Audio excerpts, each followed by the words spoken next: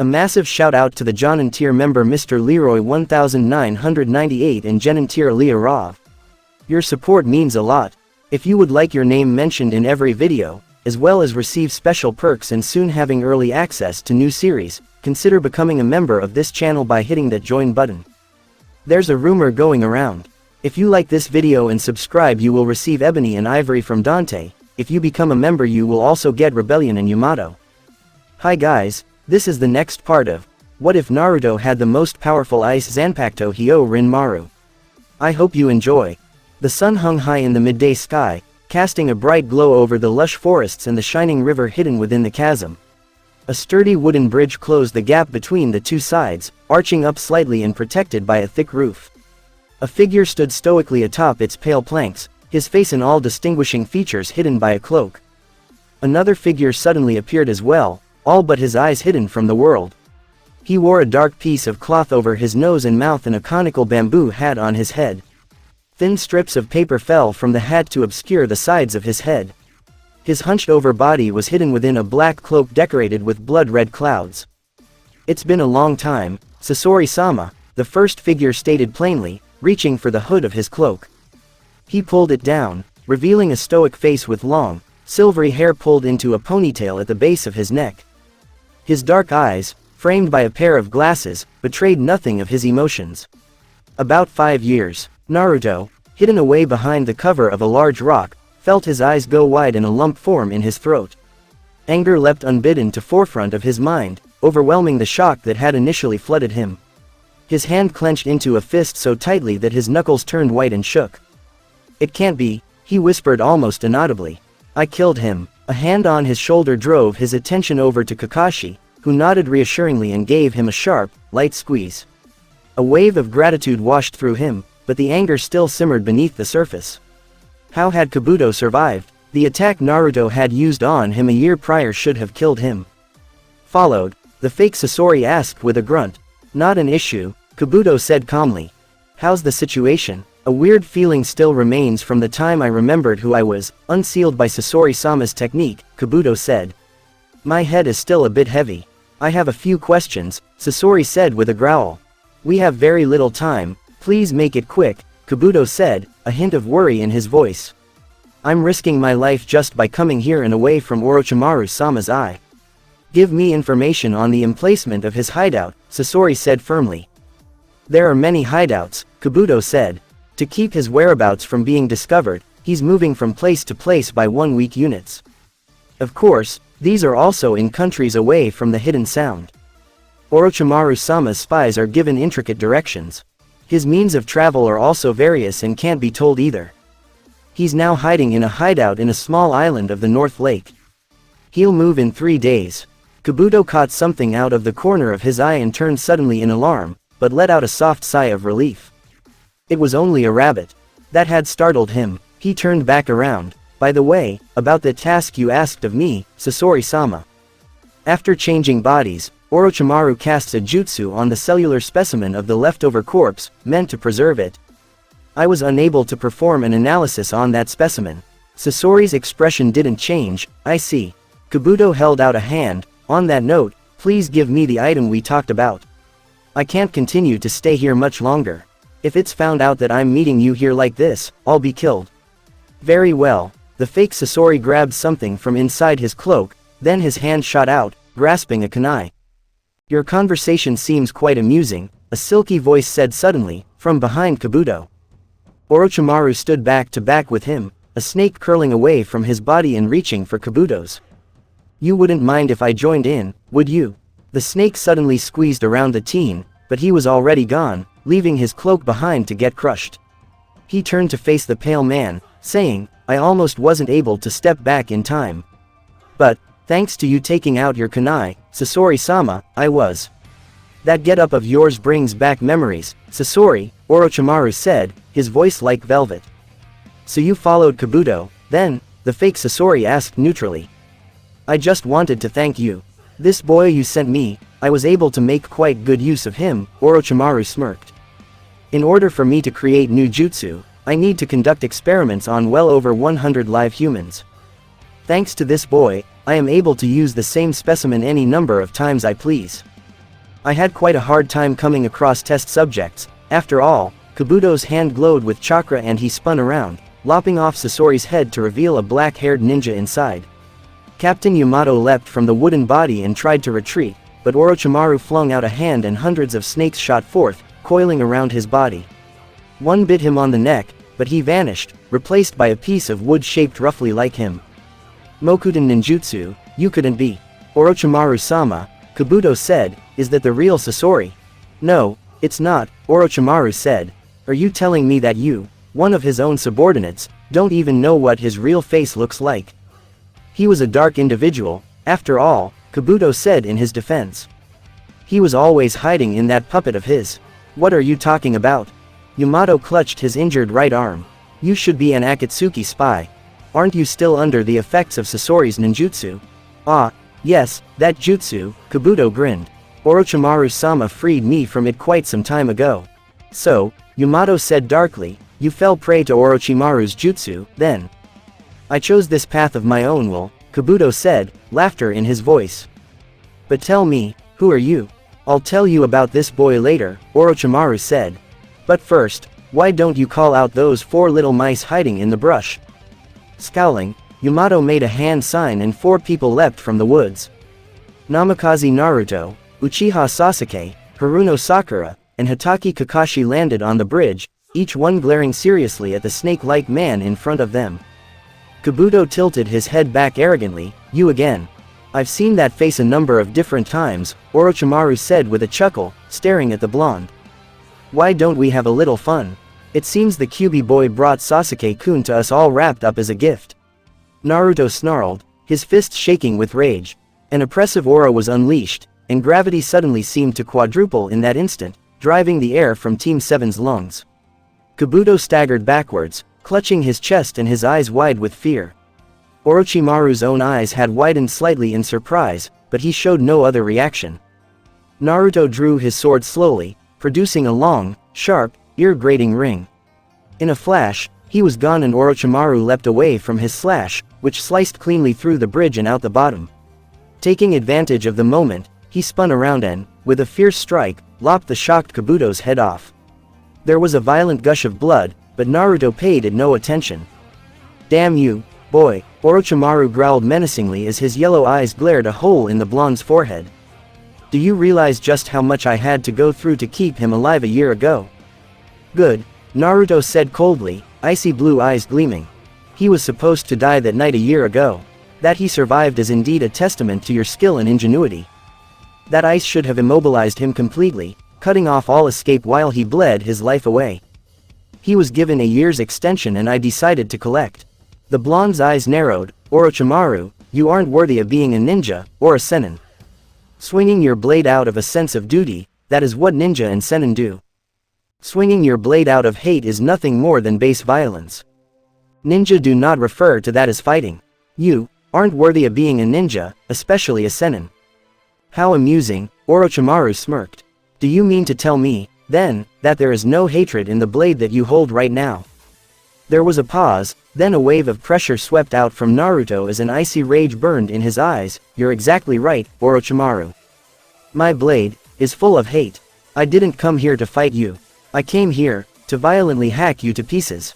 Orochimaru grunted slightly in panic as his knees jerked and threatened to buckle beneath him, his lips curling back as he struggled to throw off whatever it was that was pressing down on him. The sheer power radiating out from the blonde was blurring the edges of his vision and he struggled to claim each breath. It wasn't supposed to be this way. The Kyubi brat was strong, but he was still just a boy. He, Orochimaru, was one of the Sannin and was hailed around the elemental countries as one of the most elite of ninja. He had been a ninja of elite status while this boy's grandfather had been sucking his thumb. But this power, it was strong and it was harsh and it was frightening. 2.5 years the brat had been gone for, and after a single year of training, he hadn't seemed to improve substantially enough, only barely capable of defeating Kabuto. At that level of growth, it was fair to say that he wouldn't pose a threat for many more years, and he probably wouldn't get the chance to get that far. However, something seemed to have happened between that year and the end of the second year. The blonde boy before him had gone from being simply level with someone like, say, Kakashi, to being an S-class ninja. He had not yet become level with someone like Itachi or especially Pain and Madara, but his rate of growth was astounding. Standing unsteadily, his knees still shaking, Orochimaru opened his mouth wide and summoned his sword, the Kusanagi no Tsurugi, Ku no Tachi. He threw it up in a horizontal block just in time to defend against Naruto's vicious slash, the pressure disappearing as the blonde focused on the battle.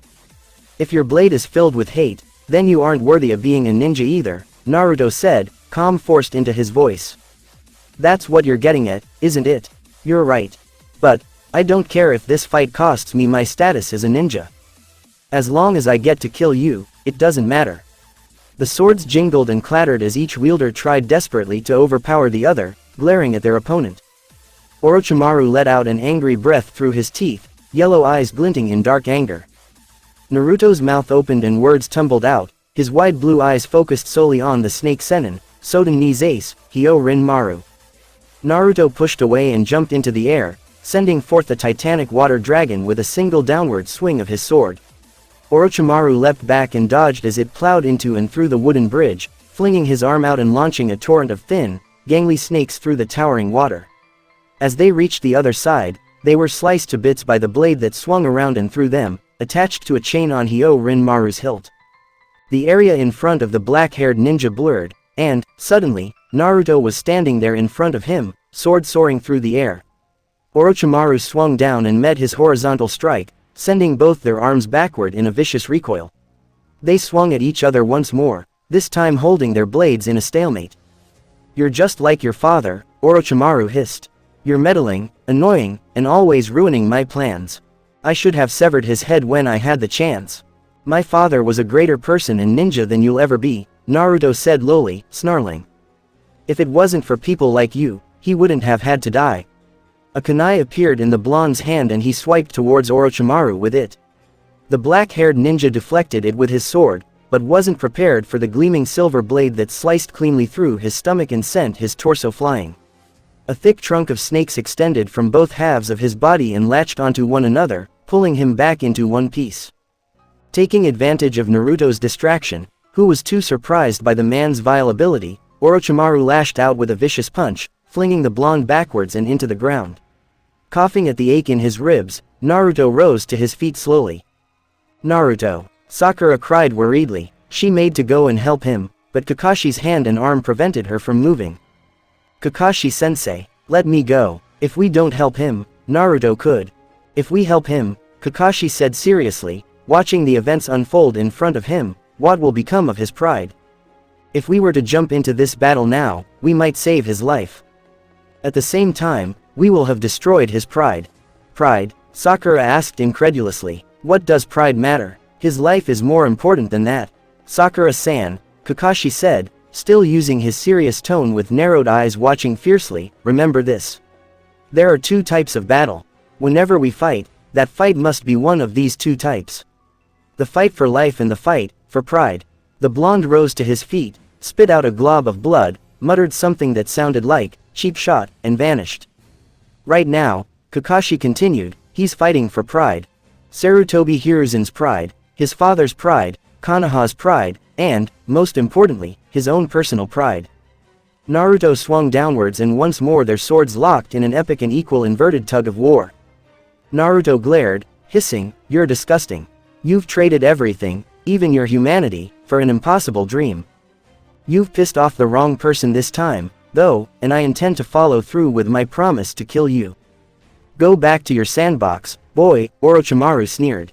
Even you, with all of your training, cannot kill a ninja of my caliber. A gasp tore itself from the man's lips as a sword of gleaming silver pierced through his chest and heart, spearing him on it. The blonde in front of him disappeared in a puff of smoke and from behind him a voice whispered, can't I? The body burst into a horde of snakes that twisted around as they hissed, biting the blonde viciously in several places. He, in turn, fell apart into water and splashed to the ground. Neither side, it seemed, had actually been injured in that exchange, as was evidenced by the substitutions they had pulled off. From a place a meter or two away from his previous spot, liquid mud bubbled up to form the black-haired, yellow-eyed Orochimaru. With the sound of a curtain fluttering in the breeze, Naruto reappeared as well, his blue eyes glaring daggers at the pale-skinned snake Sôten. Orochimaru tilted his head back arrogantly, his lips pulled back into a smirk. I thought we were going to skip the warm-up. As he swiped his sword to the side, a blue and white aura lit up around the blonde's body. I was giving you a chance to regret all of the things you have done in your life. The aura flared and the pale man's eyes widened in horror as a single word rolled past Naruto's lips, Bankai. The wings, tail, dragon head gauntlet, claw, feet, and flowers of ice all made their reappearance, forming around his limbs and in the air. In an instant, Naruto had done what Orochimaru had feared he would do. He had called forth his full power and leveled it in the snake Sennin's direction. In a blur, Naruto vanished. Orochimaru barely had time to throw up a block and defend himself, Hyôrinmaru pressing down on the black steel of his blade. A chill crept down the dark metal and instantly the feared Kusanagi grew cold in his pale hands. His eyes flew wide open as an old emotion, one he hadn't felt since that fight with Sarutobi, crept into his body. Fear. Leaping backwards, Orochimaru flung out his free arms and sent a horde of snakes in the blonde's direction, desperately trying to destroy his foe. Naruto merely backed away to give himself some room and pointed his blade at the dark green and brown serpents. He intoned but a single word, Hyôrinmaru. 3 dragons of frigid water leapt from the tip of his shimmering steel, each one in possession of gleaming red eyes and a pair of feathery-looking wings. They twisted around each other, rushing forward and consuming the horde as if the scaly beasts were nothing and continuing on toward Orochimaru.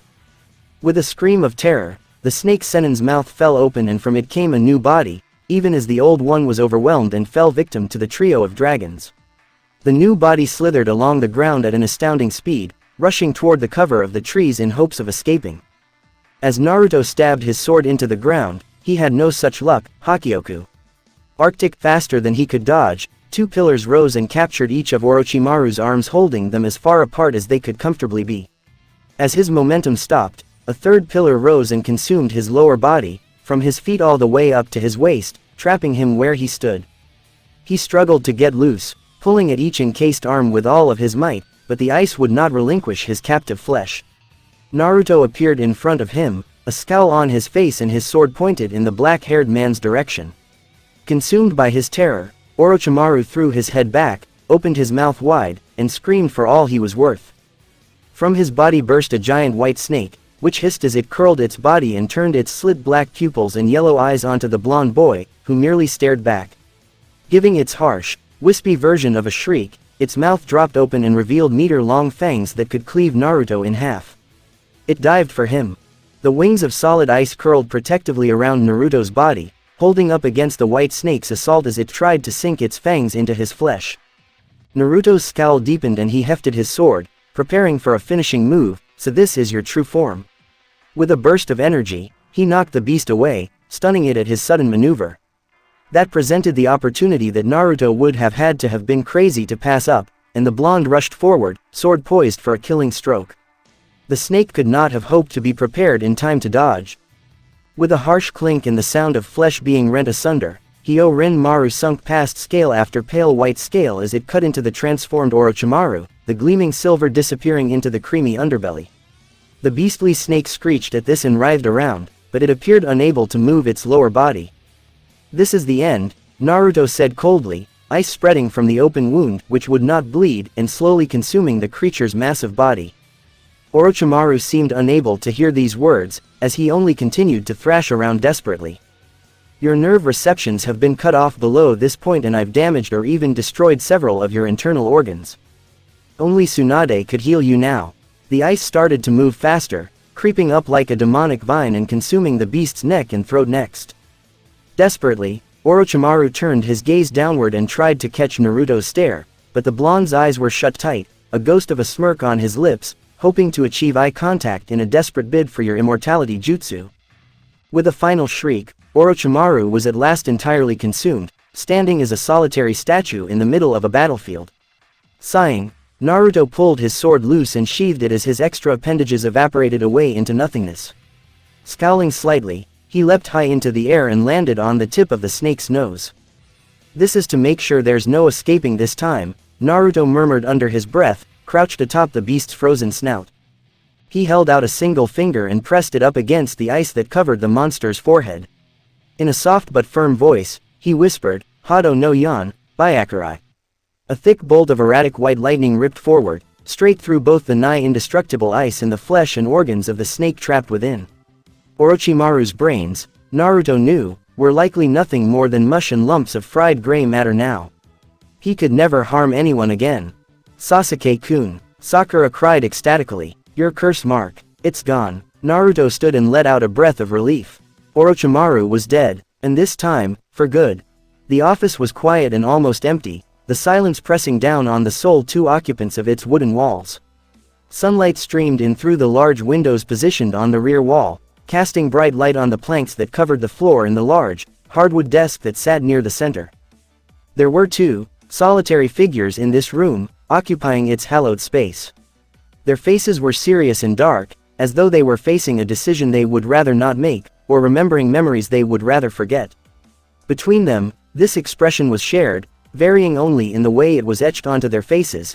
Did it bring lines, or soft curves of the lips? The first figure was tall and powerful, standing on thick red Geta sandals near the windows and staring out at the giant stone monument that watched over the village. His untamable hair was white and spiky and long, reaching all the way down to his knees, if not farther. He was dressed in olive drab with a metal plate on his forehead. Jiraiya of the Sannin, the Toad Sage. The second figure was a woman, apparently in her 20s, with womanly attributes that seemed almost impossibly large and ill-proportioned for her body. Her amber gaze was solemn as she read the paper in her hands, feeling, for one of the first times in a long time, the burden of being Hokage the Fifth. This woman was Tsunade of the Sannin, renowned throughout the underworld as the legendary sucker and generally thought of as the worst gambler in history. She was also somewhere in her 50s, despite her youthful looks, and was a master of both genjutsu disguises and medical ninjutsu. Tsunade set the paper down on her desk and sighed, rubbing her forehead with a single shaking hand. Quietly, she asked, is this the truth, then? Yes, Jiraiya said, his voice sounding so stern it was as if he were handing her own death sentence to her. I checked it out for myself, just to confirm the reports, but it's just as they said it was. He's gone, she whispered. A single tear leaked out of her eye, but she paid it no mind. She chuckled derisively, mirthlessly, at her own reaction. For so long, I've hated him for leaving us, for abandoning our team the way he did. But, a part of me is sad that he's gone. A part of me remembers our time as genin and can't help but cry. I know how you feel, Jiraiya murmured. He may have been one of the worst traitors to have ever come from Konoha, and he wasn't even really human anymore, but, I think he was the only one of us three that managed to truly sever those friendship bonds. Tsunade sighed and hung her head, so, Naruto was the one to do it. From what I understand, yes, Jiraiya responded. According to Kakashi, he fought the way he was expected to and took revenge for Sarutobi-sensei. Uchiha Sasuke-san's curse seal is also gone, which confirms it. Orochimaru is really dead this time. Tsunade glanced at him, and what of Akatsuki? Jiraiya shifted, according to my spies and Itachi himself, we've taken down Deidara, Akasuna no Sasori, and Hoshigaki Kisame. That leaves the leader, Pain, his right hand, Konan, their spy, Zetsu, and the two-man team, Hidan and Kakuzu. Also according to him, that clone they fought on the way to rescuing Gaara was a mere 30% of Hidan's full power. The older man frowned. I've also been informed that there is a new recruit by the name of Tobi, though nothing else I have on him is concrete. And also, Jiraiya walked over to look at the portraits of the Hokage. Also, I think I know who Pain is. Tsunade's head whipped around so fast, he could have sworn her neck cracked. What? It's been bothering me for a while now, Jiraiya told her, this information I was given. So far, most of it's just speculation and I've drawn my conclusions from that, but, I think Pain is a kid I taught once a long time ago. Tsunade eyed him. How long ago is a long time ago? Jiraiya frowned, his voice wistful. Long ago.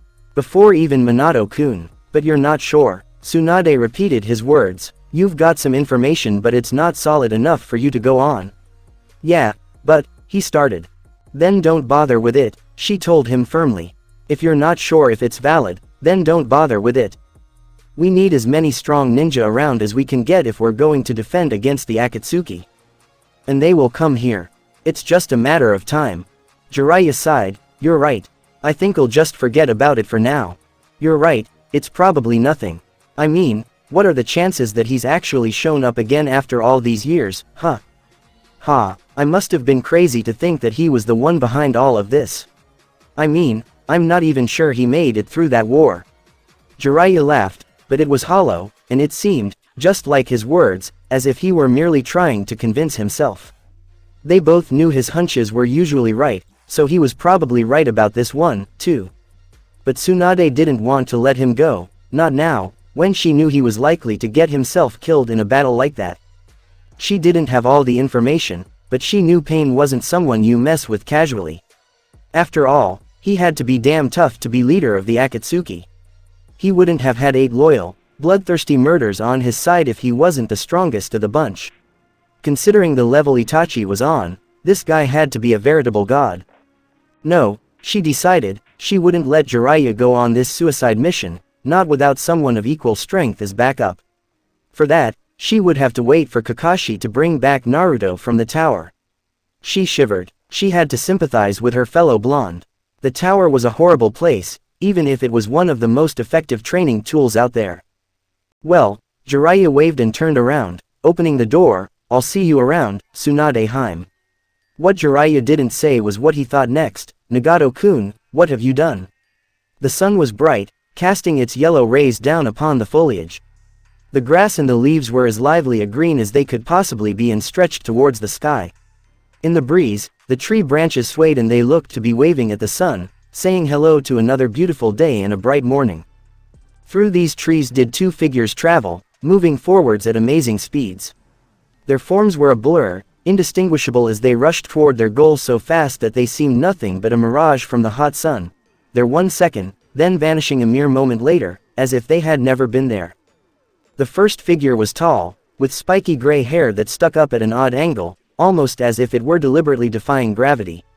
Slung over his left eye was a blue headband with a metal plate stuck in the center, a swirling leaf carved onto it. He wore a green flak jacket and a blue shirt and pants. Hatake Kakashi. The second figure was just as tall as his older counterpart with golden, sun-kissed blonde hair that was even spikier than Kakashi's. His headband was tied around his right biceps with the metal plate facing out. He had blue eyes and 3 whisker marks on each cheek. He wore his usual zip-up, sleeveless turtleneck and black pants. Namikaze Naruto. Where are we going, Kakashi-sensei? Naruto asked for the first time. Indeed, it was the first time they had talked at all during the entire trip. Both had remained silent, but Naruto couldn't stop himself from asking. After all, it's been 3 days since we started traveling, and you still haven't told me where we're going. Kakashi was silent for a moment, as if pondering how to answer the questions asked of him. Finally, he said, Jiraiya-sama left your training in my hands, now, and there's nothing I can teach you that you could learn anymore. You're a Sôten master and I'm horrible with Fuden element jutsu, so I'm going to do something I promised. Promised to who? Naruto asked. Your father, Kakashi said seriously. It's a promise I made that fateful night nearly 16 years ago, just moments after you had been born. He asked me, no, he begged me, sensei begged me to do this for him. He made me promise that, when I could teach you nothing more, and when Jiraiya couldn't teach you anything else, that I'd take you to the final training. Final training? Naruto repeated curiously. Kakashi nodded. It's something of a tradition for potential Hokage, or those who are to succeed the current Hokage. Shodai was the first to take it, then he led his brother the Nadaime to it and had him take it, and then your father took it, and the Sandaime took Jiraiya-sama, Orochimaru, and Tsunade-hime and had them take it. Wait, Naruto interrupted, jumping off another branch, what about the old man? Didn't he? No, Kakashi said, Sandaime-sama didn't take this training. For him, the prospect was too difficult and he could not bring himself to experience the horrors of this method of training. This is no normal training, you see. The Hokage used it as a way to find and strengthen their resolve to protect the village. Wow, Naruto whistled. This training's that hard, then? Yes, it is, Kakashi answered. For this isn't just physical training, training of the body. This training is to hone the mind and to cast aside weakness and indecision.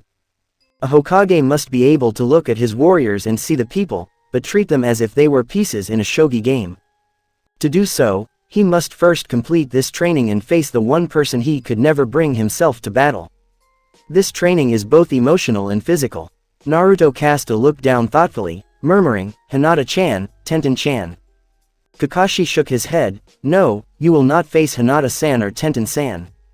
They are strong in their own right, but nowhere near strong enough to match you in an all-out battle. The person you will have to battle will be someone who means something to you, but someone you also view as superior to yourself. Naruto blinked, like who? Jiraiya-sama, Kakashi said, his voice slightly unsure, or perhaps Sandaime-sama. I cannot say for sure who it is you will have to fight against, but I know it will be someone powerful that you have known or consider important or close to your heart. Perhaps they will be all three, and you will lose. Naruto looked alarmed, but Kakashi allayed his fears, don't worry, you won't die. Like I said, this is training. It's supposed to help you get better, not kill you off. Oh, Naruto said lamely. You know, you never did answer my question. Where are we going? Kakashi was silent for a few moments, merely continuing his forward momentum and launching himself through the trees as they moved onward. After a little while, though, and Naruto was about to ask again, the Cyclops wannabe gray-haired Jonin announced in a solemn voice, we're here. Naruto looked forward and landed gracefully as the line of trees ended. He was about to ask where, here, was when the words died in his throat and his eyes went wide as he caught sight of what stood in front of him. Beside him, Kakashi was smirking beneath his mask, obviously amused at the blonde's reaction. Whoa, Naruto whispered, staring straight ahead. In front of him, standing in the middle of a plot of barren land, was a large tower the likes of which he had never seen. Its top was invisible, hiding inside of a group of ominous-looking black clouds. The rest of the sky, strangely enough, was clear and bright blue. Where are we? This, Naruto-kun, is the final destination, Kakashi said, as though he were a showman introducing an act at the circus. This is the Tower of Lost Souls. The outside, Naruto decided as they walked through the thick wooden doors, was very impressive, but it didn't hold a candle to the inside. The floors were made of solid stones that looked as if they weighed several hundred pounds, and the walls similarly made, each piece carved to perfection. Stained glass windows filled the entire place and the rooms of the tower were a great deal more spacious than the outside led one to believe.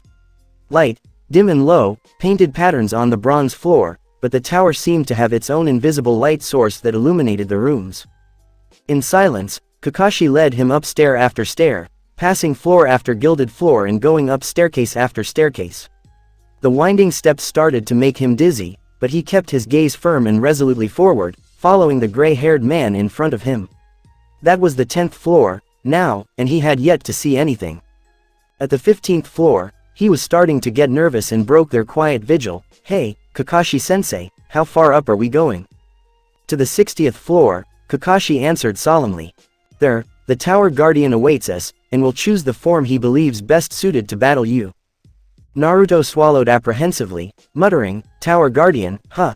The silence of the tower itself didn't end until they reached the 30th floor, where Naruto could hear the beginnings of thunder as it crashed against the walls of the tower, but did not shake the tall structure. Flashes of lightning passed in front of the windows now, and the dim light was gone, leaving only the artificial light source to lead them. At the 40th floor, Naruto began to hear other noises.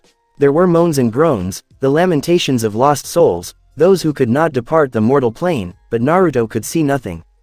He settled for biting his lip nervously, following his gray-haired teacher as they continued to ascend, heedless of the noises. The 50th floor was when Naruto discovered that they weren't the only occupants of the tower, for there certainly were others. Warriors of all kinds and civilians dressed in rags filled the floors, their bodies transparent and intangible. With a shiver, Naruto tore his eyes away from the suffering figures and marched onward. At the 59th floor, Kakashi suddenly stopped and turned to the side, gesturing with his hand, only you can continue onward. This is your fight, you must do this alone. Hesitantly, Naruto stepped forward, schooling his face into a neutral expression to hide the anxiety flitting just beneath the surface. There was a crack of vicious thunder and a flash of bright lightning as he ascended the last step, blinding him and hiding the room from him. His vision came back slowly and he reached up to rub the spot from his eyes. A gasp tore itself from his lips when he could see again, for he had discovered who it was he would be facing. In a whisper, he uttered, Yondaime Hokage. And, indeed, that was who stood at the opposite end of the tower, his back to the stained glass window behind him. His blonde hair was even spikier than Naruto's and his Hitai was tied snugly around his forehead, his piercing blue eyes gazing forward with a seriousness that caught Naruto by surprise. The man looked much like what Naruto had seen in his textbooks as a child. He was tall, just a few centimeters more so than Kakashi, and lean with squared shoulders and a strong stance. His hair was bright golden yellow and refused to be tamed by methods man or nature. His eyes were like blue sapphires, or chips of ice. Over top of the standard Jonin outfit, he wore his trademark white coat, the short sleeves ending about halfway down his chiseled but lean biceps. Red flames danced around the bottom hem, licking at the white and immortalized in cloth and thread. Black sandals left the front open to reveal tan toes. There was one thing, though, that set Naruto on edge, for it hadn't been mentioned at all in the many books and biographies written about this legendary figure. Slung over his right shoulder and tied there with a green cloth was the familiar blue-wrapped hilt of Hyorinmaru, sheathed in black. Reaching up for the instrument of destruction on his back, the Yondaime walked forward, intoning 4 words as he unsheathed his weapon, Sôten ni zase, Hyôrinmaru. In a blur, the man disappeared, but Naruto was already prepared for him and had drawn his own sword, intoning his own command phrase, Sôten ni zase, Hyôrinmaru. In a crash of ice and water, the two identical swords met, Naruto's defending and Namikaze Minato's attacking. With an angry scoff, Naruto pushed with all his might against the opposing steel, but he could not knock the sword away. Seemingly oblivious to his strain, Minato had a neutral expression on his face. Naruto racked his brain, trying to find logic behind this strange revelation. How did the Yondaime Hokage, his father, have a copy of Hyôrinmaru? The dragon was supposed to be an original, wasn't he? Incapable of being reproduced, then how had this spirit masquerading as his father pulled out another Hyôrinmaru? He couldn't find any sense in it. Kakashi would have told him if his father had had these abilities. No, Naruto knew that his skills in Hyôrinmaru itself were unique, even if Tenten, Hinata, and Sasuke had swords capable of similar amazing feats. Somehow, though, this spirit had copied his weapon. With a snarl, Naruto leapt backwards and swung his sword down, unleashing a giant beast of a water dragon that soared towards his opponent. Minato stood firm as it bore down on him, taking a single step forward and slashing his blade downward as the beast came crashing towards him.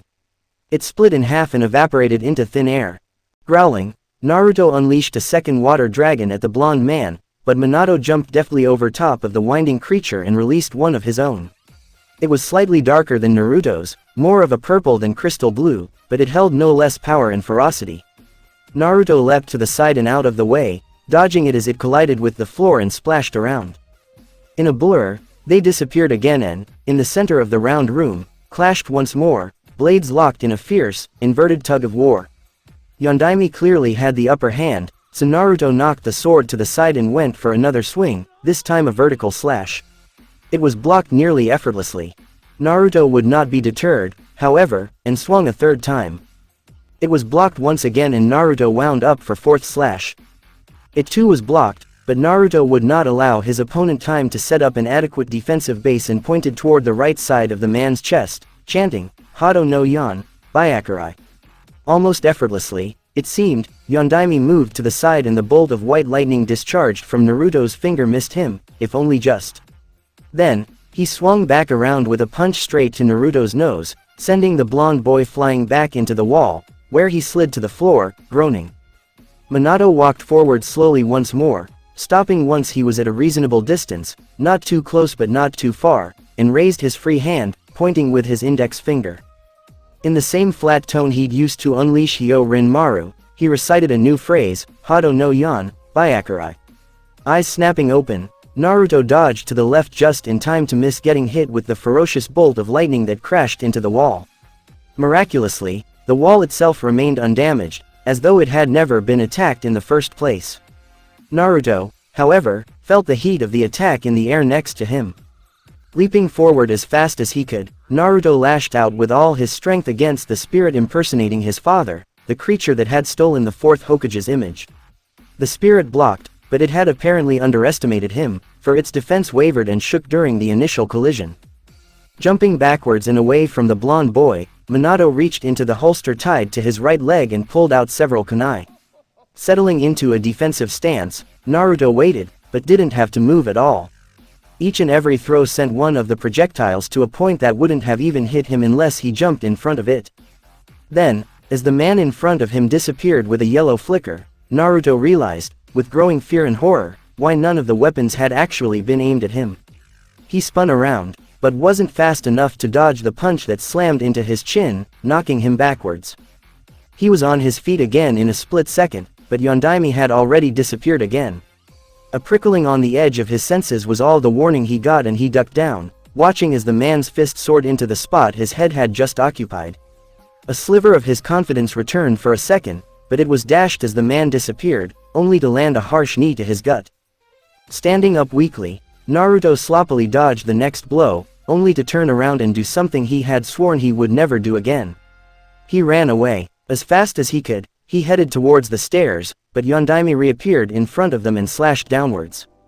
Naruto stopped and desperately flung himself to the side. Rising to his feet as fast as he could, Naruto stumbled as he rushed to get away from the impossibly strong man in front of him. Yondaime disappeared again and was suddenly running alongside him, before turning abruptly to slash at him. Naruto dodged around it, but just barely. This is so pathetic, Naruto thought as he turned and continued to flee. What am I doing? Why am I running away? Yondaime reached out with a hand and grabbed him by the high collar of his vest, pulling him backwards and flinging him into the ground. Raising his sword high, the blonde man swung downwards, as if to cleave the boy in two. With a short cry of fear, Naruto rolled out of the way. I'm so disgusted with myself. Rolling to his feet, he continued to run, nearly tripping over his own feet in his haste to escape. It's pathetic. Pathetic. Yes, that's you, a familiar voice answered, and suddenly the world was frozen around him. Surprised and with adrenaline pumping through his veins, Naruto looked wide-eyed up at the towering form of Hyôrinmaru. The dragon's red eyes bored deeply into his, and at once, a second set of eyes appeared, more humanoid, but just as red.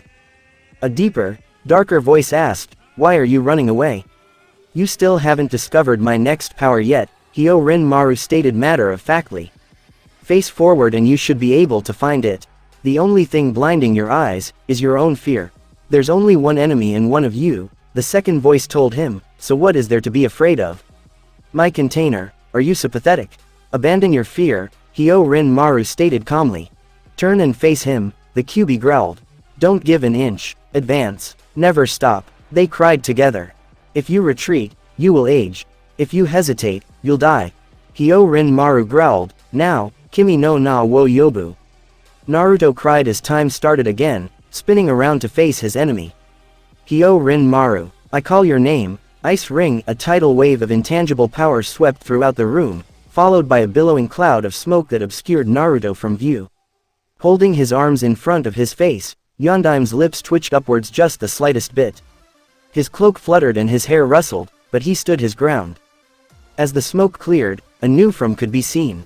Naruto stood still, his sword virtually unchanged save for the 8-pointed star hand guard. A diamond-shaped ice block was attached to his left forearm and a pauldron of solid ice had formed on his right arm. A pair of feathery wings, also made of ice, but much thinner than the normal Bankai wings, sprouted from his shoulders. The entire floor was frozen over. "Bishamon," Naruto said calmly, "Hyôrinmaru." Lifting his sword up, he stabbed it into the frozen ground with a grunt. At once, spikes of ice shot up and speared through each of the tri-pronged kunai lodged in the stone blocks. The metal shattered easily, as if it had been made of glass rather than steel, and fell to pieces around the room. With that stoic frown still on his face, Yondaime leapt back and unleashed a purplish dragon of water from his sword.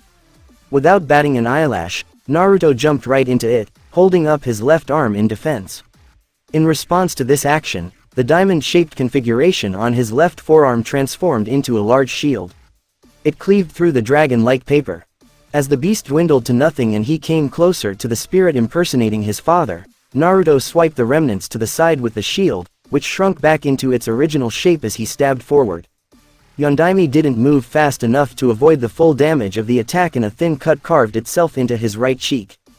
With a dangerous glint in his eyes, Yondaime made his own stab.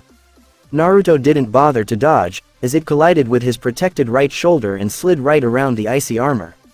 In close, Naruto reared back his left hand and curled it into a fist, then let it fly into the man's stomach, sending him crashing into the wall. Standing up with a wheezing pant, Minato's left eye was half-lidded as he stared at the boy across from him. His left arm hung at an odd angle and his right arm was curled protectively around his midsection. His Hittite slipped off and fell to the icy ground with a sharp clang of steel and a clatter of metal. In a blur, Naruto vanished and Yondaime couldn't move in time to dodge the attack that was delivered to him. Before he could stop it, the cold steel of the blonde boy's sword had stabbed straight through his stomach and out the other side. Red began to blossom on the back of his white coat as he gave a grunt and lurched forward onto the boy's shoulder. The second half of his sword fell to the ground, broken off when he had attempted to block.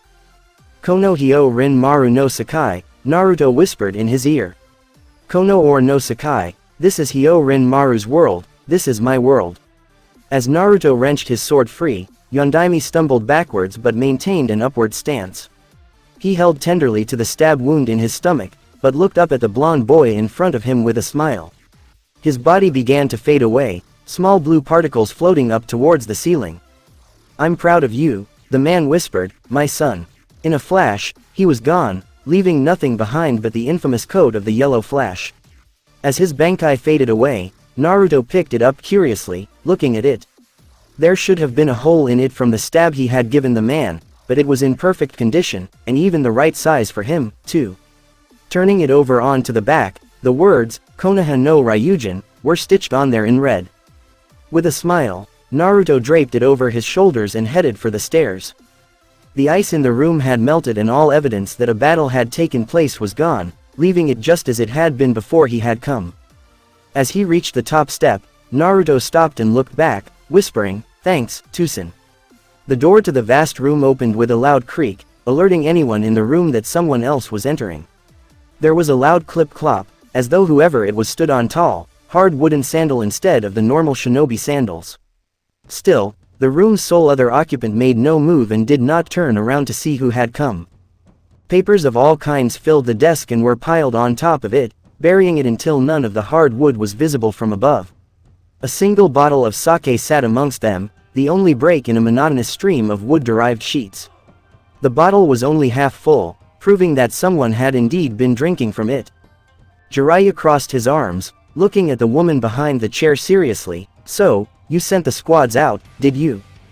Tsunade looked up at him. I had no other choice. Then, Jiraiya said, I take it you've heard that the Akatsuki is in the area. That they've taken Chiraku's body after having defeated him rather soundly. Yes, I've heard all of that, she said gloomily. She reached for the bottle and took another deep swig, ignoring the frown Jiraiya gave her for her actions. That's why I sent them out in the first place. Until Naruto and Kakashi get back, you and I are one of the few ninja who could actually fight on level with these people. True as that is, Tsunade, you're sending several good ninja out to their deaths, Jiraiya said sternly. You and I both know that half of the people you sent out there, half of the shinobi you commanded to search for these two men, are unable to hold their own against enemies of this caliber, of S-ranked caliber. I know Jiraiya, Tsunade said angrily. I know what I did, and I'm not happy about it, but I'm Hokage, damn it, and I had to do it. Even if all they turn out to be is a distraction to keep Akatsuki's attention for a few hours, it's a few hours that we desperately need. In a few years, Naruto will be the strongest shinobi we have. Already, he's at least Kakashi's level.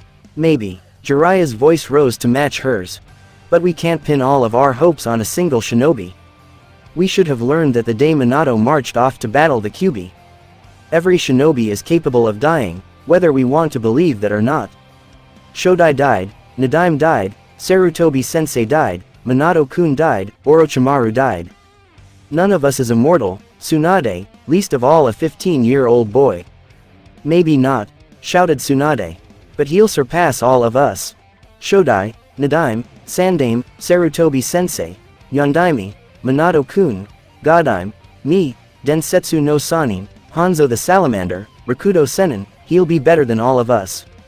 You can see it, too, Jiraiya. That's why you started training him in the first place. But that's the point, Tsunade. Jiraiya said angrily, pounding his fist on the desk. He hasn't yet. He's strong, damn strong. But he's not strong enough yet. He's still growing. He still needs time before he has broken all of those previous records. But the way you're going, he might die before he gets the chance. No, he won't, Tsunade denied vehemently. You and I have both seen it. No matter what the odds, no matter who he faces, Naruto has never been forced to use the Kyubi's chakra in all the time we've known him. And you and I both know, Jiraiya, that the Kyubi would force its chakra on him if he thought Naruto was going to die. Damn it, Tsunade, that's not the point. Jiraiya growled angrily. You're risking his life unnecessarily. He's strong, but even he can't face the entire Akatsuki and come out with his life. All of them are dangerous S-class shinobi who have their names practically engraved into the bingo books.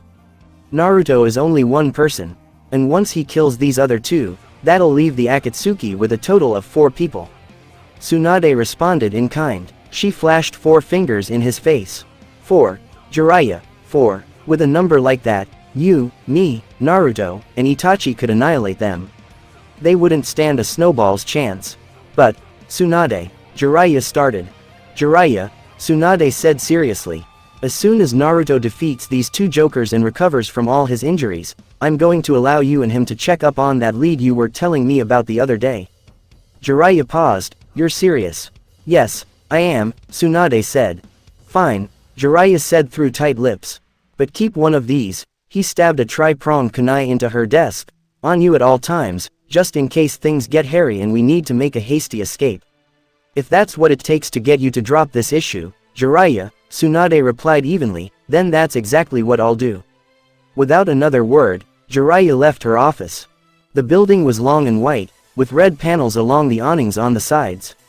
It wasn't much to look at, considering that it was run down and decrepit, but it served its purpose well and the disheveled look made it all the less suspicious. After all, who would think that this humble and crumbling building was actually an exchange point for bounties? That was the point. If you were a bounty hunter, you wouldn't want other bounty hunters or, worse yet, high-class shinobi to catch you off guard and steal your bounty from you, would you? So what better way to keep your prize safe and get the money you deserved than to hide it in some place no one would ever think to look? This was the building 2 figures approached, one with his head and face obscured save for his demonic eyes, and the other with slicked back gray hair and purple eyes carrying a large, 3-bladed scythe. The former turned to enter the building, catching the attention of his companion. Hey, where are you going? The bathroom. His partner gave him no response, so, with a smirk, he said, fine. Wait up, and followed him. The bathroom was indeed where they wound up, the masked man carrying a graying corpse over his shoulder. He stopped in the middle of the room, then turned to a blank section of the wall, as if it held the answer to all of life's mysteries. He pressed a hand up against the stone and, after a pause, the wall fell away. The gray-haired man could only stare. This is the exchange point, the masked man, Kakuzu, said stoically. Why the hell did they pick a bathroom, anyway? Kakuzu's partner, Hidan, asked irritably. A man looked out from the fallen section of wall, his head bald and scarred. This way, please. They followed him through the wall, Hidan a bit more hesitantly than Kakuzu, and into a large dark room. At the far wall, there were thousands and thousands of what appeared to be filing drawers. As they came upon them, though, and the bald man opened one of them, Hidan realized that this was where the bounties were stored. Here, please, the bald man stated. Grunting in acknowledgement, Kakuzu hefted Chiriku up and set him down on the drawer. Hidan looked on uninterestedly. Make it quick, will you? The bald man was flipping through a book, looking up the face of the man lying on the drawer. As he reached it, the page marked, Chiriku, he compared the picture to the face on the dead man and nodded to himself, snapping the book shut as he said, there's not mistaking it. That's Chiriku. You caught yourself a big one, Kakuzu-san. Yeah, Kakuzu grunted stoically. The man walked over to the lateral wall and pulled from a safe a suitcase of money, grabbing it and making his way back to Kakuzu. He set it down and Kakuzu unsnapped the hinges, checking the contents almost suspiciously. This place reeks, Hidan said suddenly. Let's go already, Kakuzu. Hang on, Kakuzu said, I need to count the money. I can't tell whether the stench is piss or if it's that body, Hidan said, scowling angrily, but seriously, it's damn gross. I'm going back outside. Walking back outside, Hidan marched down the steps and plopped onto the last one angrily. He watched birds feed off of something on the ground, but could find nothing in it that would soothe his anger. He lifted up his sleeve and took a tentative whiff, then scoffed angrily, "Damn, that's nasty." He flung the cloth away from his face as fast as he could. "I was in there for all of about 5 minutes, and already that stench has sunk into my clothes." Footsteps from behind him caught his attention and he turned his head slightly. "Took you long enough, Kakuzu." Whatever else he might have said was cut off as he realized that Kakuzu wasn't the one standing behind him. He leapt to his feet, maneuvering the cord of his scythe as several of his enemy's shuriken came flying towards him. The metal cord deflected them in several different directions, protecting him. Pulling on the cord, Hidan flung the sharp blades in Asuma's direction. Asuma jumped out of the way, but Hidan's attack had left him vulnerable on both sides to a flanking formation, proved when Izumo and Kotetsu came towards him with their large blades drawn and poised to strike. In that instant, Hidan also found that he couldn't move, and saw, at his feet, a long shadow reaching towards him. Sitting atop the building was a teenager in standard Chunin garb with his hands in a hand seal and a long, dark shadow reaching out from his feet. He had a smug grin on his face, as if all had gone according to his plan. "Too slow," Shikamaru said victoriously. Izumo and Kotetsu's weapons sunk past his coat and into his flesh, giving him a mortal wound. Asuma appeared again, his mouth already moving. "That's one down." There was a long pause, as though the Konoha team was savoring its victory. Izumo and Kotetsu were the first to recognize something was wrong, which became evident as Hidan spoke once again. "Man, that hurt like hell. What's the matter with you? What's going on?" Kotetsu gasped out. "We hit his vital organs." "Stop shaking," Hidan whined. "That really hurts. Is he immortal?" "No shit, dumbass," Hidan said sarcastically. "Now, who the hell are you people?"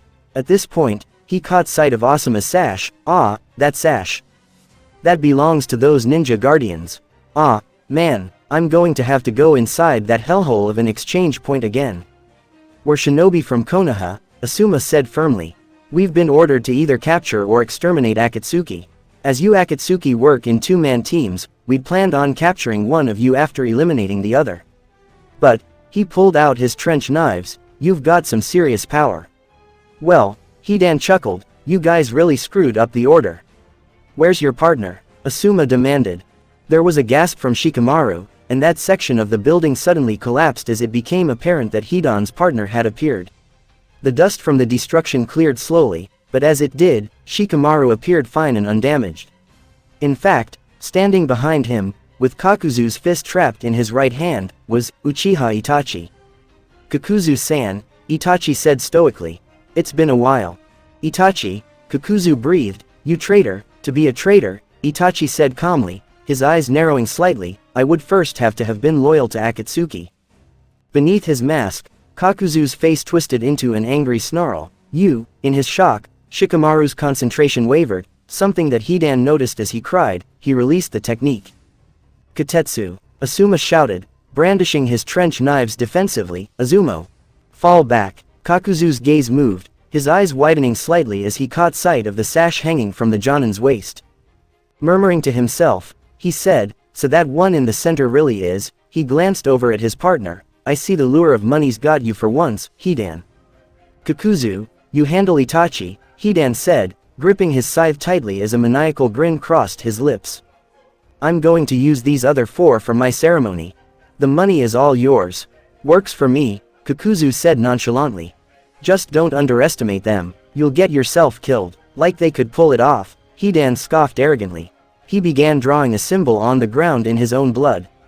"If they could kill me, I'd let them." The design, a circle with a triangle inside of it, was finished, and Hidan's voice had a menacing edge to it. "But that's not happening, is it? What's he going to do with that diagram?" Shikamaru whispered, brow furrowed in frustration. "Be careful," came Itachi's smooth warning. "After he obtains a sample of your blood, any damage he does to himself while inside that circle will be done to you." "Ah, you ruin all the fun," Hidan whined childishly. "I'll take the lead," Asuma muttered, eyes narrowed. "Shikamaru, when you see an opening, stop him with your shadow sewing. If you can keep him occupied long enough, I'll lop off his head and hopefully stop him from interfering further." "That's too risky," Shikamaru hissed. "This isn't like you." "It's the best strategy we've got right now," Asuma said solemnly. Hidan pulled the long, thick weapons out of his body, then swung his scythe into the dirt. This guy's a hell of a lot stronger than me. There was a pause, then, at some unheard signal, the battle began. Asuma leapt forward, trench knives alight with deadly chakra. Hidan met his charge and attacked with one of the stolen weapons. It shattered upon impact with the knives, and Shikamaru's shadow dove forward in tendrils, seeking to latch onto Hidan. The silver-haired man, however, would not be caught, and jumped upward, launching his scythe toward his foe. Asuma dodged slightly out of the way and the three blades dug into the dirt. Hidan pulled the second stolen weapon out and zipped forward along the cord of his weapon. Like its predecessor, the second stolen sword was destroyed easily. Hidan landed on his feet, tossing a smirk back at Asuma. "You've got some nice knives." "So, Itachi," Kakuzu started conversationally, "are we going to fight, or just stand here?" "I'm waiting for my backup," Itachi said calmly. "Backup?" Kakuzu asked disbelievingly. "Yes," Itachi replied, still as cool as if he were talking about the weather. "He's blonde, about Asuma's height, with bright blue eyes. Couldn't miss him." Kakuzu let out a harsh laugh. "The great Uchiha Itachi needs backup." "Not really," Itachi said nonchalantly, "not if I don't care about my teammates, anyway. But, you see, Asuma-san and his team are precious to me. Were I to fight now with no concern for their safety, they would most assuredly die." "Compassion makes you weak," Kakuzu growled. "Not really," Itachi replied coolly. Without warning, his right hand whipped out, tossing 3 kunai in the direction of the other battle and knocking Hidan's scythe away from Shikamaru. One of the 3 blades fell off, sliced away from the hole. Red Sharingan eyes turned back to face their opponent's teal, the owner's lips forming syllables, one word, "Kakuzu-san," boom. Kakuzu had time to slam his hands together as his eyes widened and say just one word in response, "Shit." The Itachi standing near Kakuzu exploded in a violent gush of chakra, kicking up a large cloud of smoke that obscured the results. A dark figure flew out of the haze, skin dark and undamaged, but his cloak's sleeves and upper front nearly disintegrated. Stitches covered him all over, dominating the visible portions of his flesh. Another Itachi appeared from nowhere, standing right behind his former ally. Pushing a single finger forward, Itachi leaned down and whispered in Kakuzu's ear, "That's one." The finger sunk through Kakuzu's flesh as if it were liquid, letting out a violent spray of blood. Kakuzu collapsed forward, for all appearances, dead. Itachi looked at his bloody finger calmly, murmuring to himself, 4 more to go. "This isn't looking good," Asuma muttered, scowling. "Itachi can handle that other guy, but if things get too serious, we'll all be caught in the crossfire." "Then we just take out this guy," Kotetsu said reasonably, as if it were the most obvious thing in the world. "Easier said than done," Shikamaru whispered gravely. "He's moving too quickly for us to hit him, let alone trap him. To attempt anything particularly ambitious would be tantamount to suicide."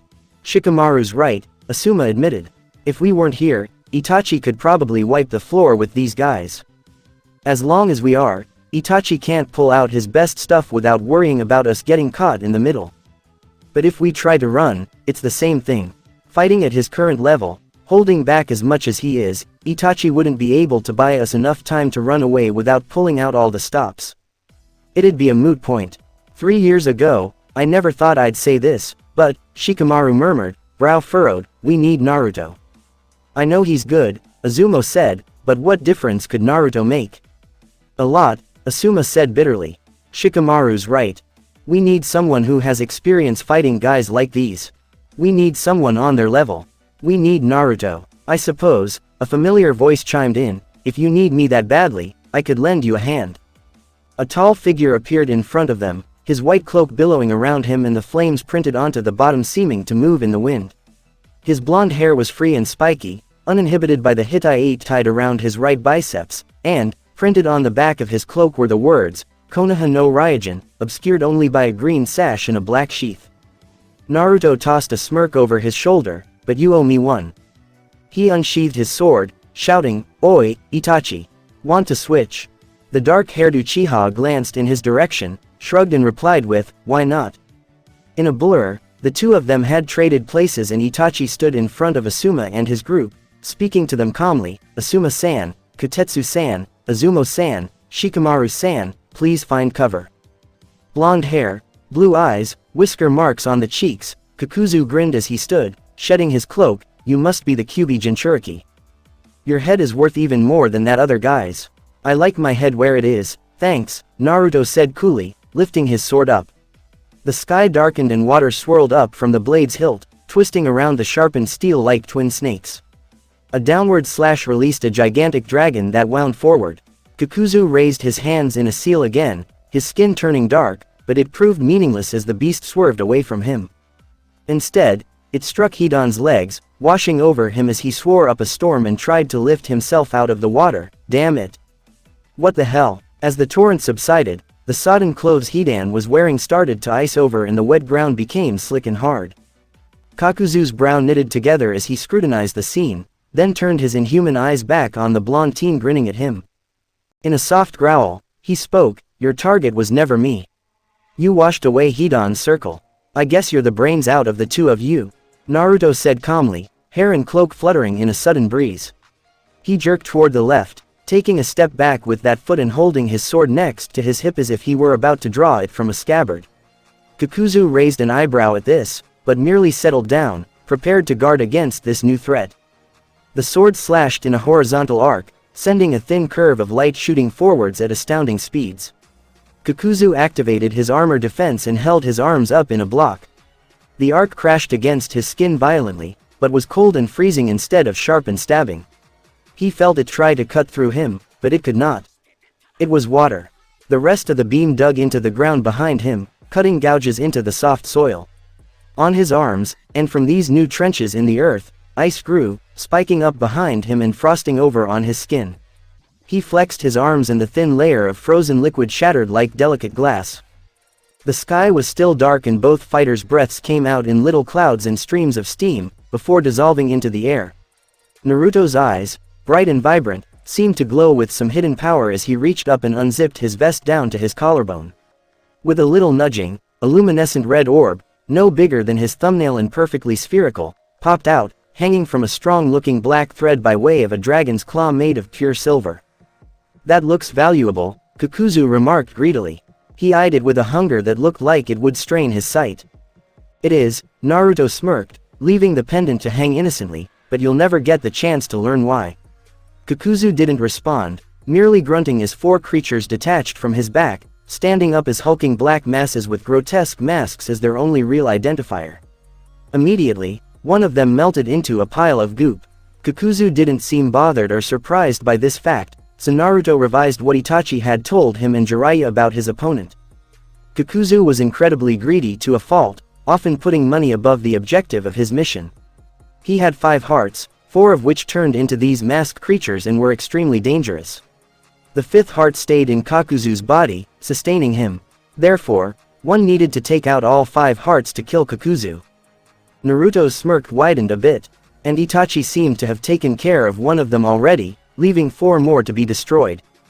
"Orochimaru didn't exaggerate your powers," Kakuzu said in his raspy voice. The remaining 3 creatures tensed behind him in preparation. "Your Hitai-8, though, reminds me of the first Konoha ninja I fought. The first Hokage, I mean." A slight widening of his eyes was all that gave away Naruto's surprise. "You fought the first?" Kakuzu snorted. "Are we here to fight, or not?" Naruto grinned. "Right." A swing of his sword summoned a colossal water dragon that immediately sought out Kakuzu. The man merely stood still, but one of his beasts took over. A ball of fire gathered in front of its open mouth, and was then launched forward like a bullet. It collided with its liquid adversary, exploding upon contact. The dragon would not be defeated so easily, however, and swallowed the ball of flames before it detonated. Water sprayed everywhere and steam rose in thick clouds from the point of impact, obscuring Kakuzu's widened eyes as he realized that his technique had been halted by mere water. A rushing sound was all the warning he got before a second dragon came barreling through the mist, red eyes gleaming maliciously. Kakuzu leapt over top of it, watching as it consumed his lightning mask. He almost let the relief wash over him. It could be salvaged as long as it was intact. It was dashed nearly as quickly. Naruto appeared in front of the frozen masked beast, sword sinking into the ice as if it were butter. Kakuzu could only watch in horror and rage as the ice was cracked by a thin knife of the same substance and his beast's head was split nearly in half.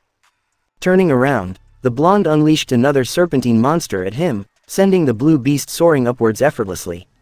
Kakuzu silently commanded his fire mask to unleash another blast to destroy the water dragon and moved his hands into a seal. The instant the small ball of flame was released, Kakuzu's skin turned a dark brown and hardened. There was another explosion of water and superheated steam as the fire clashed with the dragon. Kakuzu, however, was unharmed as he landed safely on the ground, the earth around his feet forming slight craters as his hardened and denser body came to a halt. He looked up at the boy with a glare that could kill a genin. "Two down," Naruto taunted lightly in a sing-song voice. He received no warning before the fire and wing-masked beasts launched a combined assault on him. The resulting explosion and flames quickly engulfed him and he disappeared within their depths. A deep sense of satisfaction welled up inside of Kakuzu, bringing a smile that stretched across his face beneath his mask. The sound of steel cutting through flesh and fabric reached his ears and he turned around as quick as he could, his neck cracking loudly at the speed. The blonde boy stood up from his kneeling position, flicking the blood off his blade with a sharp swipe to the side. His left hand jerked up, a tri-pronged kunai spinning on his middle finger for but a moment before he holstered it again on his left thigh. Belatedly, Kakuzu noticed that, though he was right-handed, his kunai and shuriken holster was strapped to his left leg. "You," Kakuzu growled, staring at the remains of his wind mask. "It's a very useful technique," Naruto stated neutrally, his face set in stone. "Fast, untraceable, incapable of being copied, and it uses no chakra whatsoever." Another kunai seemed to leap into his left hand and was promptly thrown into the dirt. He closed his eyes and let out a breath. "I can tell where everyone within 20 meters of this kunai is standing. As long as it has a pulse or has a significant amount of chakra, I can find it." Glowing blue eyes snapped open. "I'm very lucky I know the technique, or else I would very likely have been torn to shreds by that last jutsu of yours." "I'd recognize that anywhere," Kakuzu grumbled irritably, eyes narrowing. "Where did you learn the Hyorishin no jutsu?" Naruto smirked lightly. "You seem to be forgetting that my father is its creator. Did you really think it impossible for me to know his most powerful technique?" "Whatever," Kakuzu drawled in his raspy voice. He silently recalled his last beast. "I know when I'm outmatched. You got the element of surprise on me, kid, or else I would have beaten you into a bloody." As his final mask moved to rejoin his body, it was intercepted by the blonde teen. With a sickening squelch and a sharp ring, the fire mask was bisected down the middle by the silvery blade of Hyôrinmaru. Immediately, Kakuzu's rage sprung to the surface again and he began shifting into his most powerful form as he let out a roar. He never got the chance. Faster than he could track, Naruto's sword had sailed forward and sunk into his chest and through his heart. His final heart. With a gasp, he started to stumble backwards, desperately trying to gather air in his lungs as his vision began to fade. His bare back collided with the soft, wet ground, driving the oxygen from his chest. His final sight was a shining gleam as the blonde slashed at him and detached his head.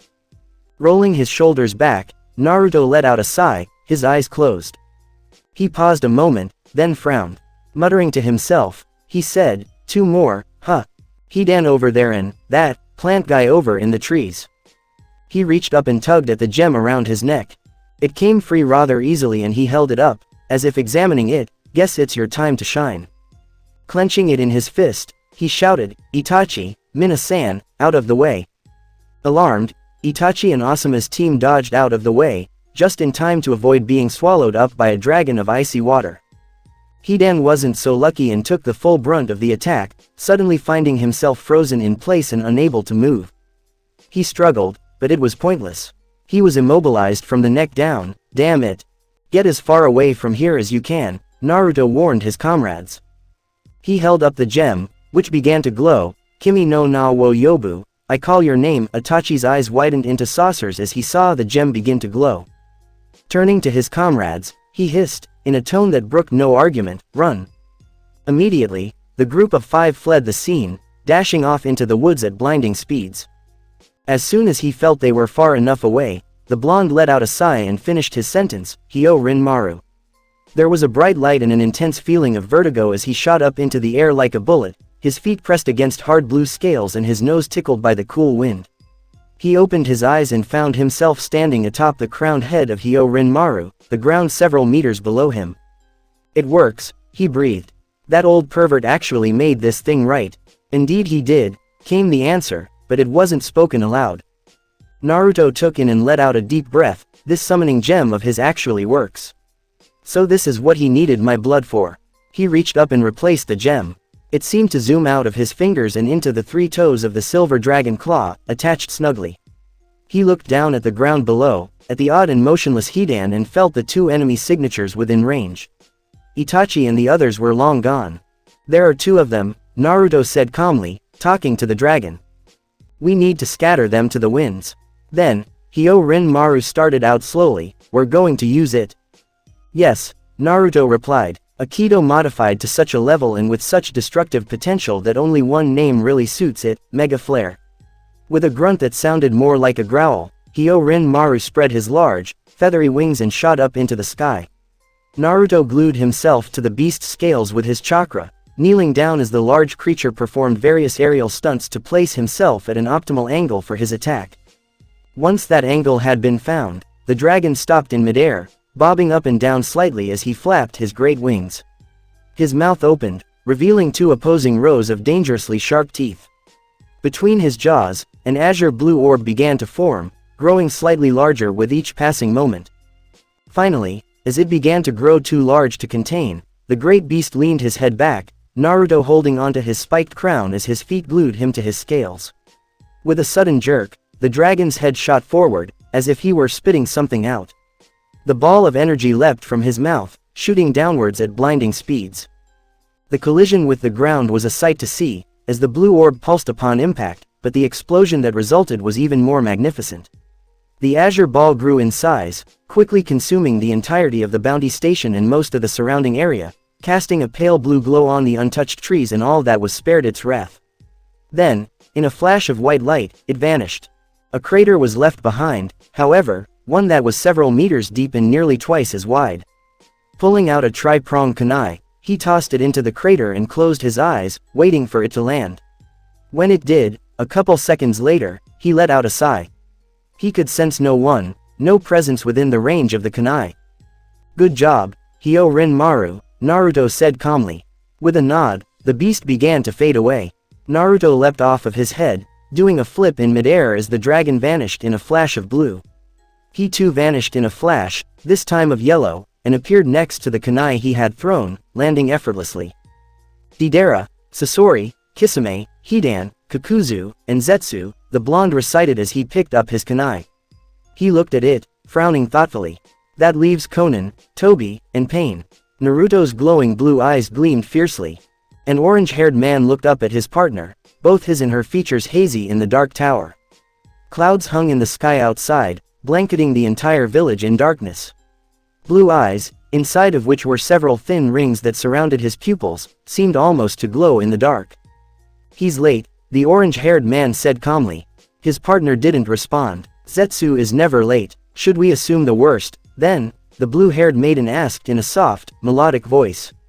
It was easy to see why the villagers called her an angel, if the voice hadn't already given it away. She was easily a very beautiful woman, with delicate features unmarred by war and famine and luminescent eyes. We cannot be sure what has detained him, the orange-haired man said, turning his gaze towards the dark shadows that surrounded them. A small frown pulled at his lips, his eyes narrowing slightly. Zetsu is not one to engage in combat, the woman remarked calmly.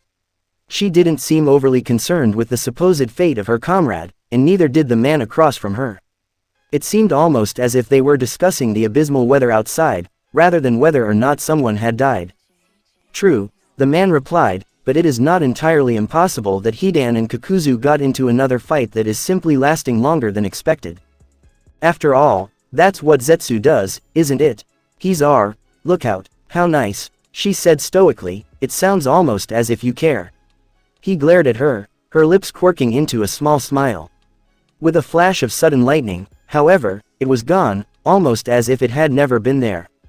The man scoffed, turning his gaze back to the shadows of the room as rain pounded against the walls and ceiling. Things are progressing smoothly, the man said, changing the subject. With our recent sealing of the 2 tails and Toba's capture and delivery of the 3 tails, it won't be long before our plans come to fruition. And then, the world will be at peace, the woman said softly. Yes, the man acknowledged. But, before that, we'll have to take care of Madara.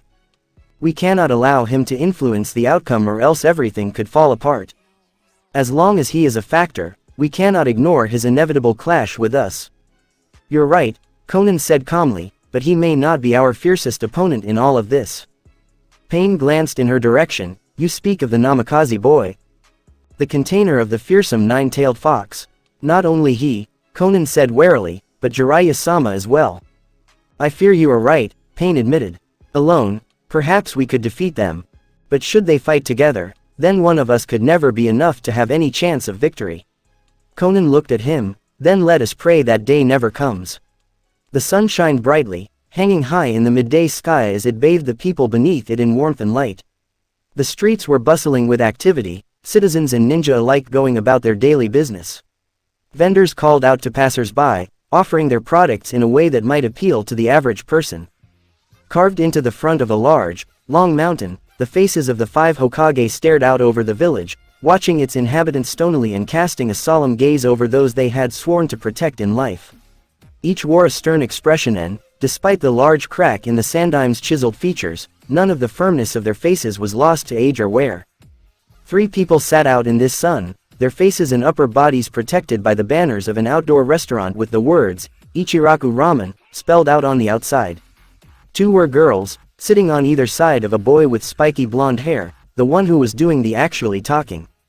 He was reading from a sheet that was written in his untidy scrawl. When the war of the beasts brings about the world's end, Naruto read, the goddess descends from the sky, wings of light and dark spread afar. She guides us to bliss, her gift, everlasting. Wow, Hinata and Tenten whispered, watching him as he smiled and held up a finger. Infinite in mystery is the gift of the goddess, he continued, reading from a different sheet. We seek it thus, and take to the sky. Ripples form on the water's surface, the wandering soul knows no rest. Loveless, Act 1, a voice said. The 3 turned around, watching as Jiraiya smiled at them and sat down next to Hinata. He cast a glance over at Naruto, shaking his head lightly. Naruto smiled, setting the piece of paper down as his mentor ordered a chicken ramen from the shop owner, Tuki. You remembered, he remarked, folding the papers up and sticking them inside his kunai pouch. How can I not? Jiraiya thumped his middle and index finger up against the side of his skull. When you've beaten it into my head. You are the one who told me to write my own books if I thought yours weren't any good, Naruto pointed out, smirking lightly. I suppose I was, Jiraiya conceded. He ate some of his ramen, turning to his godson as he swallowed. So, how far have you come along with that piece of yours? I'm working on Act 2, Naruto told him. There are a few bits of it that I'm not all that confident of, so it's a slow process, but still quite satisfying. Here, he pulled out a sheet of paper, reciting, there is no hate, only joy, for you are beloved by the goddess, hero of the dawn, healer of worlds. He trailed off, I'm stuck here. I can't decide what to put next. Jiraiya chewed on more of his ramen, then was struck by an idea, gesturing for Naruto to give him the paper. As he did, the older man grabbed the nearest writing utensil and scribbled a few words down, then handed the piece of paper back to the blonde, who read it aloud eagerly. Dreams of the morrow hath the shattered soul, he echoed the words on the paper.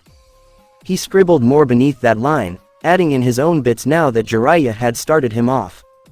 Pride is lost, wings stripped away, the end is nigh. Wow, Tenten said as Naruto put the paper away, eyes wide. Where did you guys learn to write like that?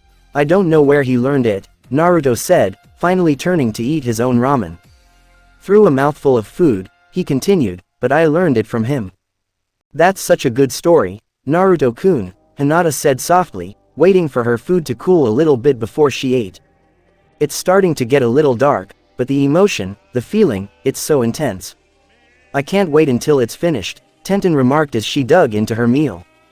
That one's so good, they'll probably still be reading it 1,000 years from now. Naruto swallowed, looking at her eagerly, do you really think so? MMHM, Hinata answered for the other girl. You really have some talent, Naruto-kun. I'm sorry to ruin this little outing, Jiraiya said, suddenly deathly serious. His ramen was completely gone, but, Naruto, you and I have a mission we're going on. Naruto nodded as he finished eating, all right. What should I pack? Nothing, Jiraiya told him. For this mission, we need to be as inconspicuous as possible. You have 30 minutes. Meet me at the north gate. Without another word, he stood and left. Tsunade keeled over and gave a great lurch, emptying the contents of her stomach onto the ground. After a couple seconds of retching, she paused and panted for breath. Then, her back arched again and she tried, in vain, to stop the bile from rising up the back of her throat. She was unsuccessful. The process went like this for a few moments as the alcohol was purged from her body, landing on the ground with a splash and mixed with her stomach acid. Finally, as her body finished, she stood shakily, still panting as if she had run a marathon. Her drinking partner helped steady her. "Geez," Jiraiya said, holding onto her as she tried to regain her footing. She still swayed a little. "You're even worse with sake than I am. Let's take a break." Somehow, the two of them managed to cross the whole village without knocking into anything or tripping and found themselves leaning back against a bench under the bright sunlight. Jiraiya had one hand atop the scroll that he always carried, the other on his knee as he tried to keep himself steady. "You're dealing with someone who's strong enough to keep Akatsuki in line," Tsunade said seriously, no sign of a slur in her voice. "We have no idea what his power is or how strong he is, and you and Naruto are just going to waltz right into his turf, just like that. You have to be drunk." "Yeah." Jiraiya looked about to stand. "I guess I should get going, then." "Come back alive," Tsunade said suddenly. She looked down at her hands, tears welling up in the corners of her eyes. "If I lose you too, are you going to cry for me?" Jiraiya laughed drunkenly. "I'm honored. I don't suppose I'll get as many tears as Dan did, though." "Asshole," Tsunade muttered angrily. "All right, how about we put your gambling skills to use," Jiraiya suggested. "You always pick the losing bet. Put everything you have on me dying, and, in return, I'll come back alive and well." "What?" Tsunade asked quietly, appalled.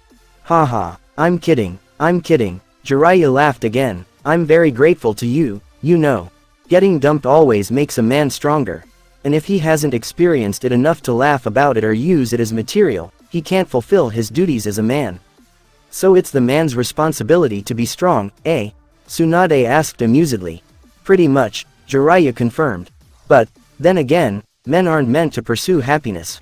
"Bah," Tsunade said, a laugh in her voice, "you men are all alike. Without women around, there'd be no one to reject your advances and toughen you up." "Very true," Jiraiya chuckled. "Send one of your toads if you get in a tight spot you can't escape from," Tsunade said seriously. "I'll come and back you up immediately." "I don't think so," Jiraiya remarked. "No matter what, you absolutely have to remain in the village. This place relies on you to keep it together. There are plenty of other worthy candidates for Hokage," she said, looking down. Jiraiya, who had stood up earlier, said, "How are people supposed to be comfortable living here if their leader keeps changing? You're the best person for the job in the village and that's that." "We've got Kakashi," she said, "and Naruto, eventually." "Kakashi's a given," he argued, "but Naruto still has a little more improving to do before he's ready, even if you did see fit to give him your necklace." "You're one to talk," she remarked, "you crammed him full of power. You even taught him the Rasengan." "Yeah, and maybe I shouldn't have," he grinned. "It felt like I was teaching Minato again." "Namikaze Minato," she mumbled, "the resemblance is uncanny. Minato had talent you only see once a decade, at best," he laughed mirthlessly.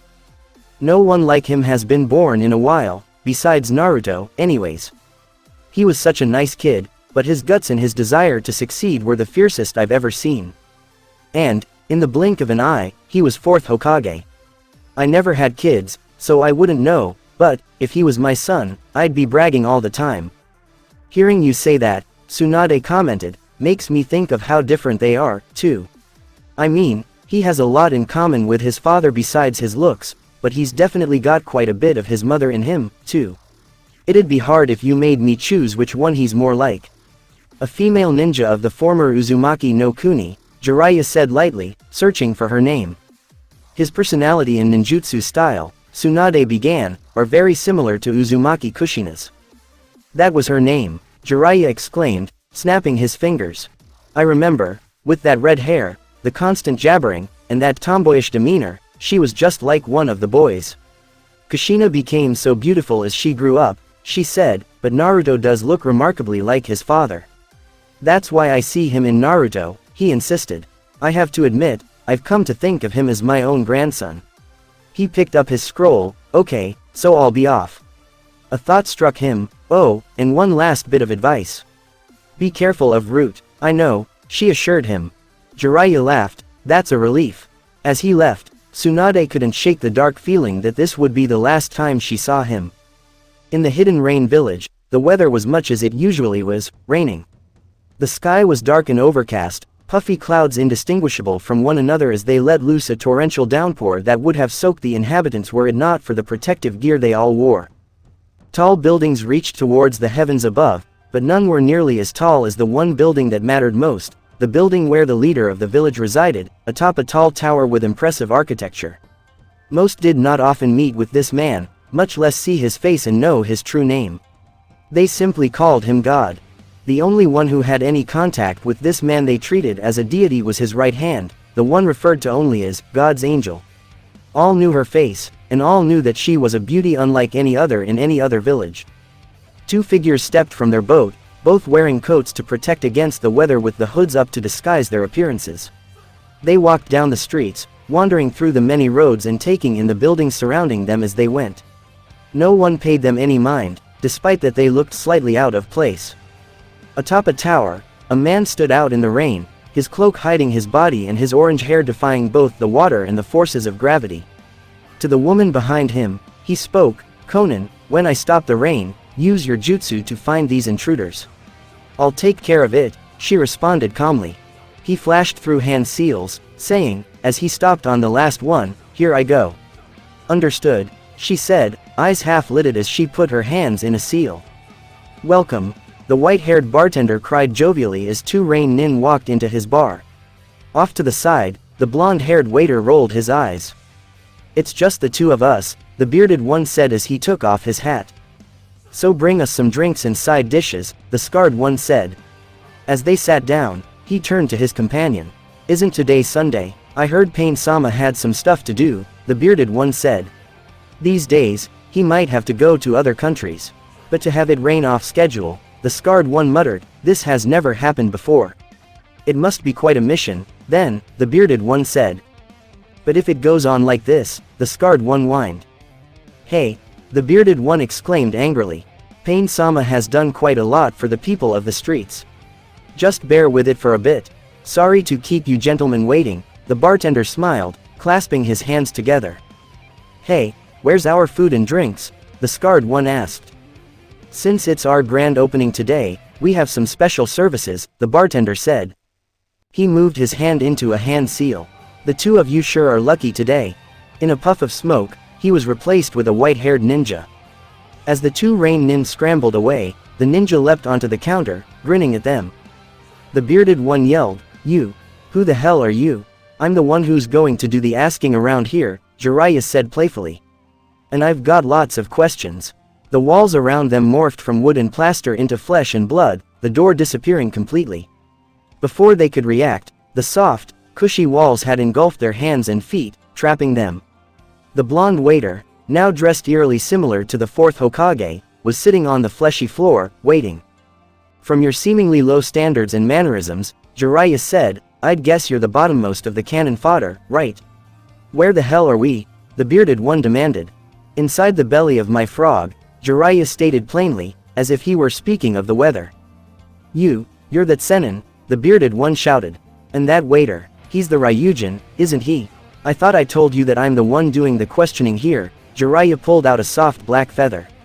Naruto winced lightly, rubbing at the back of his right shoulder. "Didn't I?" "What are you going to do with that feather?" the scarred one asked warily, eyeing it nervously. "It's for tickling," Jiraiya said excitedly. "If you don't want to get tickled to death, you better answer my questions like a good boy. Now, about your leader, Pain," the blonde teen stood up, walking forward. "I've got a better idea." He leaned over the bearded one, closing his eyes halfway and propping himself up with his right arm. He leveled his strongest glare at the man, the atmosphere around him growing heavy and thick with malice as the air was driven from the ninja's lungs. In the darkest growl he could manage, he said, "Talk." Stuttering nervously, the man cried out, "Pain-sama resides within the tallest of the western towers." As Naruto backed away, the scarred man asked, "Are you, with the rebel Omegakure faction?" Rebel, Jiraiya asked, blinking. I thought this country was in civil war. I'm not surprised, considering how isolationistic this country is, the bearded man smirked. The civil war is over, and we won. Pain-sama, he destroyed the former Omegakure single-handedly. Impossible, Jiraiya muttered, frowning. Naruto glanced at him. No matter how strong this Pain is, Omegakure's leader, Hanzo the Salamander, is renowned to the point that every shinobi everywhere will recognize his name. That's right, the bearded man said. Hanzo was not only very powerful, he was also highly cautious. Approaching his side is a feat in and of itself. Guards were stationed in 24-hour rotations and even children were searched before being allowed to see him. And how was Hanzo killed? Jiraiya asked, face set in stone. That's just it, the bearded one laughed, we don't know. Jiraiya let out a sigh, I can't believe it, Hanzo, defeated. By one man, this is a god we're talking about, the bearded one giggled insanely, his jutsu are quite fearsome. But the true horror of Pain-sama lies in his heart of steel. Those who might threaten his ideals are crushed mercilessly. Men, women, children, it didn't matter. If they knew Hanzo, they were exterminated. It was judgment. A grin grew on his face, exactly like that of a god. Pain raised his hands to the sky and the rain suddenly stopped, though dark clouds still rumbled far overhead. Without turning, he commanded, do it now, Conan. Yes, she replied, hands still in a seal. Her body peeled apart into countless pieces of paper, scattering to the winds and shaping themselves into thousands of little butterflies that fluttered outwards, searching for the ones who dared disturb the peace and harmony of the hidden rain village. As a frog surfaced from the river, it opened its mouth wide. From inside its belly, two figures pulled themselves free. The first was the bearded man, who turned around to address the frog as the scarred man picked saliva off of his clothing, scowling, hurry back to the leaf village. Find Ibiki, he'll know how to handle that guy. That's disgusting, you know, the scarred man said, lip curling in a sneer as the frog disappeared. Shush, the bearded man said. To himself, he muttered, I really hope they fall for this. He laid a hand against one of the pillars, walking forward with his partner and trying to act like he fit in. Neither of them noticed the paper butterfly as it fluttered on by, vanishing behind one of the corners and slowly forming into a beautiful woman with dark blue hair and an origami rose tucked above her right ear. Standing atop a tower, an orange-haired figure looked out over the city. Behind him, sheets of paper formed into a woman, who said, it's Jiraiya, Jiraiya-sensei. The orange-haired man asked, his long hair pulled into a ponytail. That takes me back, and Naruto, Conan finished. Pain was silent, so she ventured. What do we do, Pain? Kill them, obviously, Pain said stoically, and take the 9 tails from the boy. I hold no love for our old sensei, and I did bring this body out to kill an intruder. Tell me where he is. As you wish, a piece of paper broke off from her body and folded into a paper airplane, gliding in his direction. Her body started to fall back apart. I'll hold them off until you get there. Don't mind me, Pain said. If you can handle it on your own, do it. Jiraiya and Naruto, disguised as the ninja they had captured, looked up as thousands of sheets of paper fluttered down from the sky, taking on a life of their own. As one, they managed to say, what the, before it wrapped around them and trapped them in a prison with only their eyes free. In front of Jiraiya, a woman formed, holding a spear made out of paper. As she poised it for his heart, however, and made to strike, the real Jiraiya rose from the shadow his full body cast had made, taking a deep breath. He blew out, releasing a ball of fire, Kaden, Enden. Fireball. As the paper caught fire, the cast that contained Naruto collapsed inwards and released a puff of smoke. All it had trapped was a cage bunchen. The woman frowned thoughtfully, staring at the white-haired man emotionlessly. That can only be your toad silhouette technique. I always thought you were dead, Jiraiya remarked as he stood, Naruto appearing next to him with his sword drawn. But, all this time, you were just a bunch of paper scattered to the winds, eh, Conan? Why the bearded man stuttered as he stumbled away, God's angel. Now you're an angel, Jiraiya teased, a messenger of God, as it were. Leave now, she said to the bearded man, ignoring the other two. With an anxious nod, the man leapt away frightfully. Naruto turned to Jiraiya. Who is she, sensei? An old student of mine, Jiraiya muttered. He raised his voice, asking Conan. Who or what is Pain? You don't need to know, Sensei, she said calmly. She cast a glance at the blonde boy. You seem to have forgotten about us anyway. A pair of angelic wings formed on her back, composed of paper, and lifted her high into the air. Jiraiya gave her a disappointed stare, frowning sadly. You really think you're an angel, Don, you? I must kill you, she said. From her wings shot hundreds of papers, each one folded into a point at one end. It is the will of God. Jiraiya rolled out of the way, cheeks bulging as he went through hand seals at light speed. Naruto thrust his right palm out, energy glowing around the skin as he called out the name of his counterattack, Hado no Sanjuichi, Shakuho. Red flame cannon, a ball of red energy shot forwards at blinding speeds, engulfing a large section of the spear-like pieces of paper and incinerating them as if they weren't even there. Using his hand as leverage, Jiraiya spun around and spat a huge ball of oil at the woman, soaking her in her precious paper through. Like a snake, Jiraiya's hair whipped out and wrapped around her as he cried, your paper can't unfold if it's soaked through. He gave her a look. You always did love your origami. I remember you were one of the kindest out of all the kids. What happened to the other two? The rumors that they're all dead are lies, aren't they? She looked down but didn't respond. Jiraiya frowned. I knew it. Pain was one of them too, wasn't he? What do you hope to accomplish by revealing yourself to us again? She asked stoically. You've practically delivered the boy to us on a silver platter. Not what you think, Jiraiya said, especially considering you're part of Akatsuki. I'd heard you were all dead. To think that this is what really happened, sensei? Naruto asked quietly, looking unsurely at the older man. Just pay attention to the conversation, Jiraiya hissed back. You must be thinking, if only I had just listened to Orochimaru. But you didn't, you chose to save us instead, Konan told him. And now, we act to make his plans a reality. Then pain, Jiraiya concluded somberly, must be him. He met her gaze steadily. A few years after I left, I started hearing your names come up occasionally. Anytime there was trouble, whoever opposed your side would wind up dead. You have no idea what happened after you left, she spat angrily, the paper beginning to ruffle. You're absolutely right, I don't, Jiraiya admitted shamelessly. But there's no doubt in my mind that what Akatsuki is doing is wrong. Konan opened her mouth to reply, but before she could get a word out, Naruto's sword went sailing through the air. It disappeared into an area between the pipes that surrounded them, followed shortly by a twin gasps. The woman fluttering above their heads donned a look of surprise, then vanished into nothingness as the paper that had constituted her fluttered to the ground. From the area Naruto's sword had flown in, a petite figure stumbled forward past the pipes, her body covered in a cloak decorated with red clouds. She looked up at them, blue hair in disarray and her eyes widened in shock as blood slowly stained her hands, which were held up to her chest. Hyôrinmaru lay there, embedded through her heart. With a final step forward, she fell to the ground in a thud. Quietly, Naruto retrieved his sword, flicking the blood off it before sheathing it.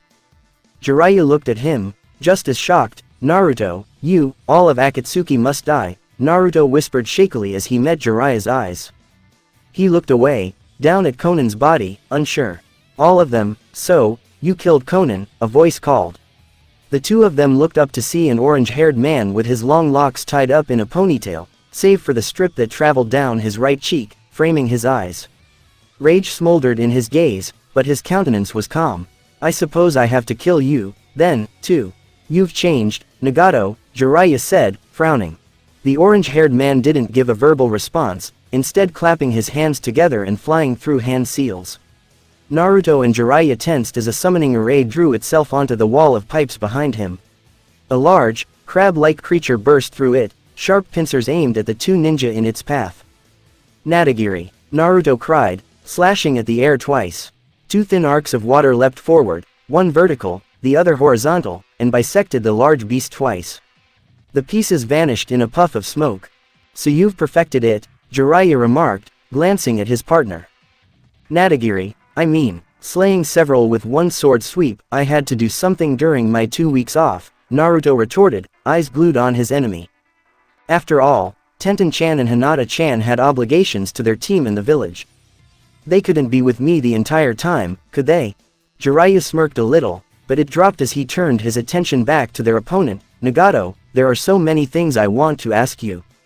Where's Yahiko? I do remember someone by that name, Pain said stoically. He's been dead a long time. Nagato, Jiraiya marveled quietly, shocked and horrified by what that could mean.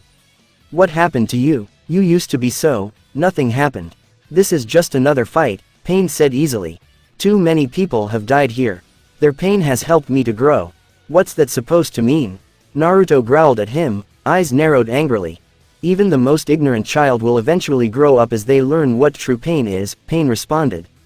It affects what they say, what they think, eventually, they become real people.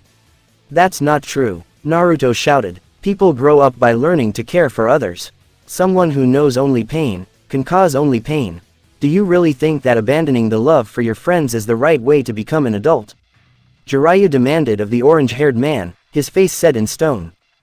The both of you, you're still just normal people, Pain said, a slight laugh in his voice. But I, living in the center of an infinite universe of pain, have grown into something more. What? Jiraiya asked slowly. That's right, Pain leered. I've grown from a person, into a god.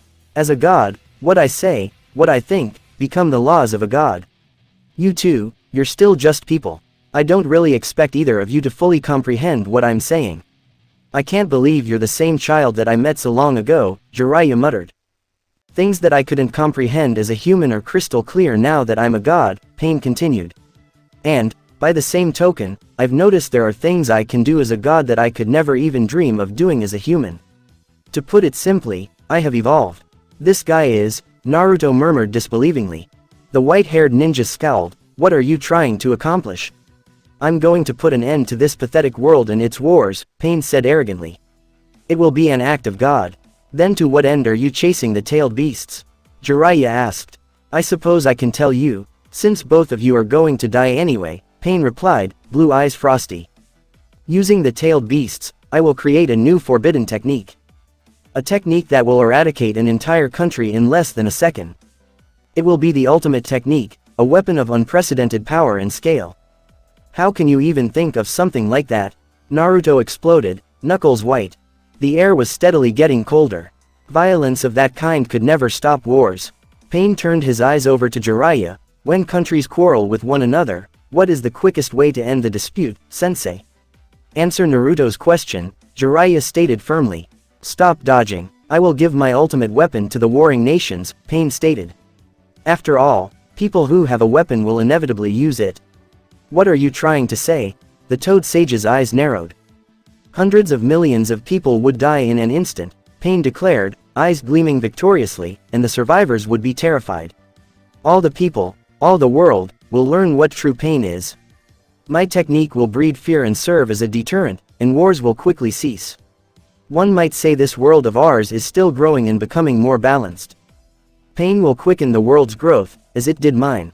Our world is still in infancy, but the hand of God has come to guide it down the path of maturity. You want to teach the world what pain is, to help it grow up faster, Jiraiya repeated, summarizing. And you think that this is your responsibility? I do, Pain answered. I am a god of peace, after all.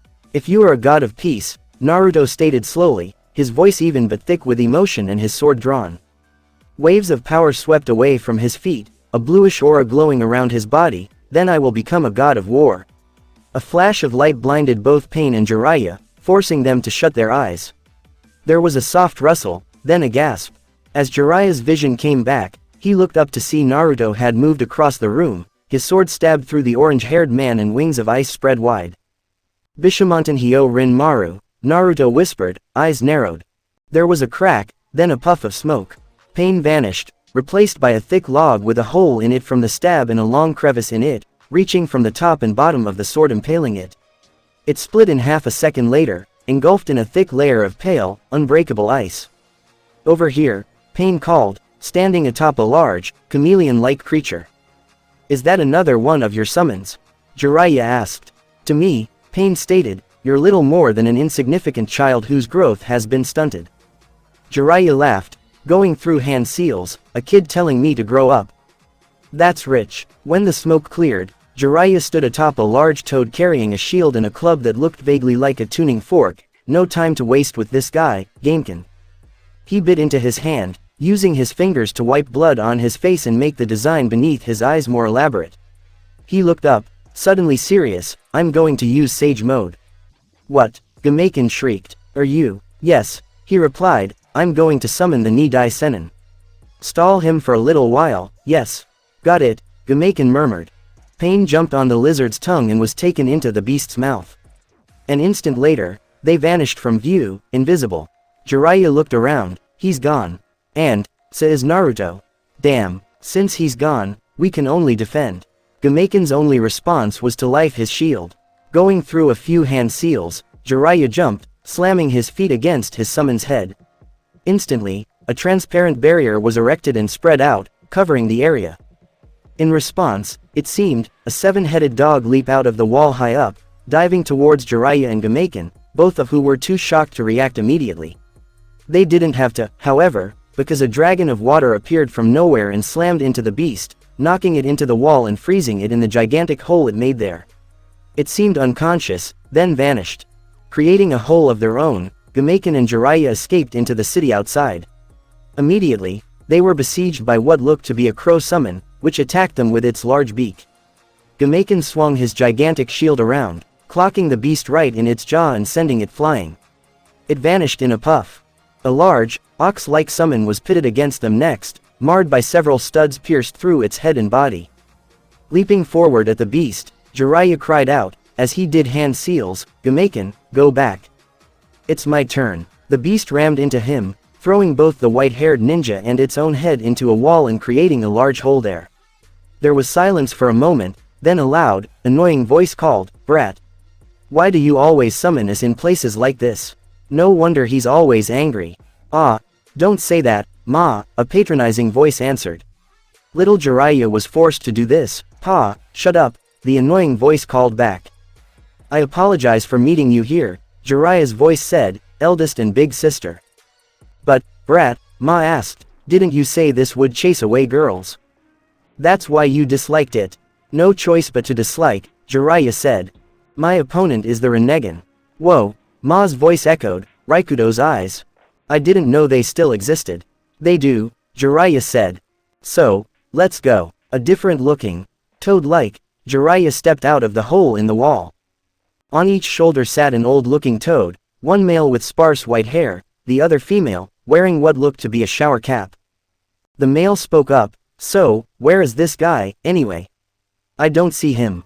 It's not your fault, Jiraiya said, a goatee formed on his chin. He's hiding inside a summoned animal that can blend in with its surroundings. Naruto has performed a similar feat, it seems. Something like a chameleon, you mean? Ma asked. She threw her webbed hands into a seal. I'll find him in no time. By the way, Jiraiya-chan, Pa asked, I realize you need us because this guy's so tough, but why are you fighting him in the first place? He's a former student of mine, Jiraiya said simply. I ain't heard nothing about no other student of yours. Pa exclaimed, looking shocked. He's the destined child, Ma concluded. Then why are you fighting him? He didn't grow up to be the man I hoped he would, Jiraiya summarized. Well, whatever the case, if he ain't turned out right, we have to kill him. Pa said. Found him, Ma cried, turning her head to the left. Her tongue shot out, wrapping around midair and revealing the chameleon. With what seemed to be ease, she lifted the large beast off of the ground and threw it back into the harsh earth. Pa spit out what seemed to be a beam of pure energy, slicing through the wall above the beast and sending it tumbling down onto the scaled creature. In a puff of smoke the lizard vanished. That's the Rinnegan, eh? Ma asked. They're definitely the eyes described in the legends. The orange-haired man stood stoically amongst the wreckage around him, staring calmly at the great Jiraiya. He could not sense the boy who had been with him, no doubt a display of the child's amazing prowess in the ninja arts and his own special abilities. Slowly, he raised his hands and made the correct seals, Kuchio's no jutsu. Two more orange-haired men, both wearing identical cloaks, appeared at the original's feet, kneeling. Jiraiya took notice, but merely reaffirmed his resolution, you're the one who's going to destroy the world, and it's my duty as your teacher to stop you. In a flash, the one with long, unbound hair leapt forward, attacking. As it came near, Jiraiya lashed out with a vicious kick and sent him back towards his fellows. He crashed into the ground, the earth beneath him cracking on impact. Smiling slightly, the original comment, very nice. Jiraiya didn't have time to respond. A dragon leapt down from the pipes and engulfed the downed body in water, splashing all over the place. The two others leapt away to avoid being caught, landing a safe distance away. As the water froze into ice, a figure dropped down from above, plummeting like a rock. Naruto landed with a loud crash, driving his sword through the heart of the frozen body with his crystalline wings spread wide and far. The ice cracked and split, crumbling into pieces beneath both the force of the landing and the pressure of new ice creeping outwards from the attack. Spinning around as he stood, Naruto swiped his sword, unleashing 3 more dragons that clambered over one another like vicious wolves trying to best one another for the first bite. Even as the dragons bore down on the other 2 bodies, Naruto swept through more hand seals. As the remaining enemies ducked under his beasts, the splattering water began to take on a new form. Sensatsu Susho, Naruto cried, the creatures of water twisting into thousands of needles. At one, the tiny projectiles flew towards their targets, who dodged out of their path with ease. Still Naruto made seals, and the splashing needles reformed yet again. Several drill-like spikes of water lanced forth. Suiga no Jutsu. The original body managed to escape, but the rotund one wasn't quite so lucky. His left leg was sliced from his body, throwing him off balance. Naruto threw a kunai at the empty air, crying, "Sensei." Taking his cue, Jiraiya leapt up, grabbing the thrown weapon as he did, and threw it with all his might at the falling body. The sheer force behind the attack drove it straight through the man's skull, killing him instantly. He crashed against the ground with a dull thwack, motionless. Jiraiya landed seconds later, feeling satisfied. Sensing an impending attack from behind, Jiraiya lashed out with a kick, sending the original body back into the wall, stunned. Naruto flew forwards, flashing through even more hand seals as he called back once more, "Sensei. I need some oil." Jiraiya and the 2 toads on his shoulders grinned, leaning back as their cheeks bulged and their chests puffed out. Naruto suddenly halted, behaving similarly as he brought the fingers of his free hand up to his lips. The 3 of them unleashed a torrent of oil, soaking the orange-haired man to the bone. Even as they continued, Naruto blew out a blazing ball of fire. Jiraiya recognized it as Kaden, Karyu Enden. Mercilessly, the original body was consumed. Jiraiya seriously doubted that the man could possibly have survived that, god, or not. They had won. Against all odds, against a foe that seemed to get stronger and stronger each minute, they had managed to defeat him. But something was still bothering him. If pain was Nagato, then what happened to the black-haired boy he remembered? He didn't see anyone that even looked remotely like that. Still, they had won. To the burning corpse, he spoke, "I taught you a long time ago, Nagato, to never underestimate your opponents." He turned and sighed, closing his eyes as the transformation of Sage Mode began to fade. Behind him, a voice whispered in his ear, "Didn't you just remind me not to underestimate my enemies, Jiraiya-sensei?" Jiraiya was a little unsure what happened. The moment the voice had whispered in his ear, he had spun around, a horrible dread settling in his stomach. He was sure he was going to die, but Naruto appeared in front of him as if from nowhere, wings and the shield on his arm raised defensively. Frighteningly enough, those had all but crumbled under the incredible might of the blow. From there, it was pretty straightforward. The force behind the attack had been diminished enough by Naruto's defense that no serious damage was dealt by the initial impact, but it had still sent them crashing through the pipes and onto the lake on the other side. Jiraiya landed on the water, fine but a little shaken. Naruto landed as well, but his bankai had vanished and he was panting. It was a mark, Jiraiya thought, of pain's strength that Naruto had to use up so much energy to defend one attack. Another thing Jiraiya noticed was the scroll tucked in the back of Naruto's pants, blood splattered along parts of the white. He was impressed. I managed to seal up the 2 that we killed," Naruto said between breaths. "I didn't think the charred one would be of any use." "Good job," Jiraiya muttered. He didn't get the chance to say anything else, as, standing in the hole their departure had made were 4 men. 2 of them were new faces, though both had at least one piercing on their face and matching orange hair, and one of them was the supposedly charred corpse they had killed a few moments before. "Pain," he muttered, "what are you?" "The name Pain is shared by all of us," the final one said, glaring. "You," Jiraiya stuttered as he recognized the face and hairstyle, "you can't be Yahiko." "But, he just said that you're dead. And, you can't have the Rinnegan. You can still see Yahiko in me." "How funny." the final man remarked. I suppose only his teacher would be able to see what remains of Yahiko. But, make no mistake, he is dead. The man standing here now is Pain, no one else. Enough of your bullshit, Jiraiya shouted. Are you Nagato or Yahiko?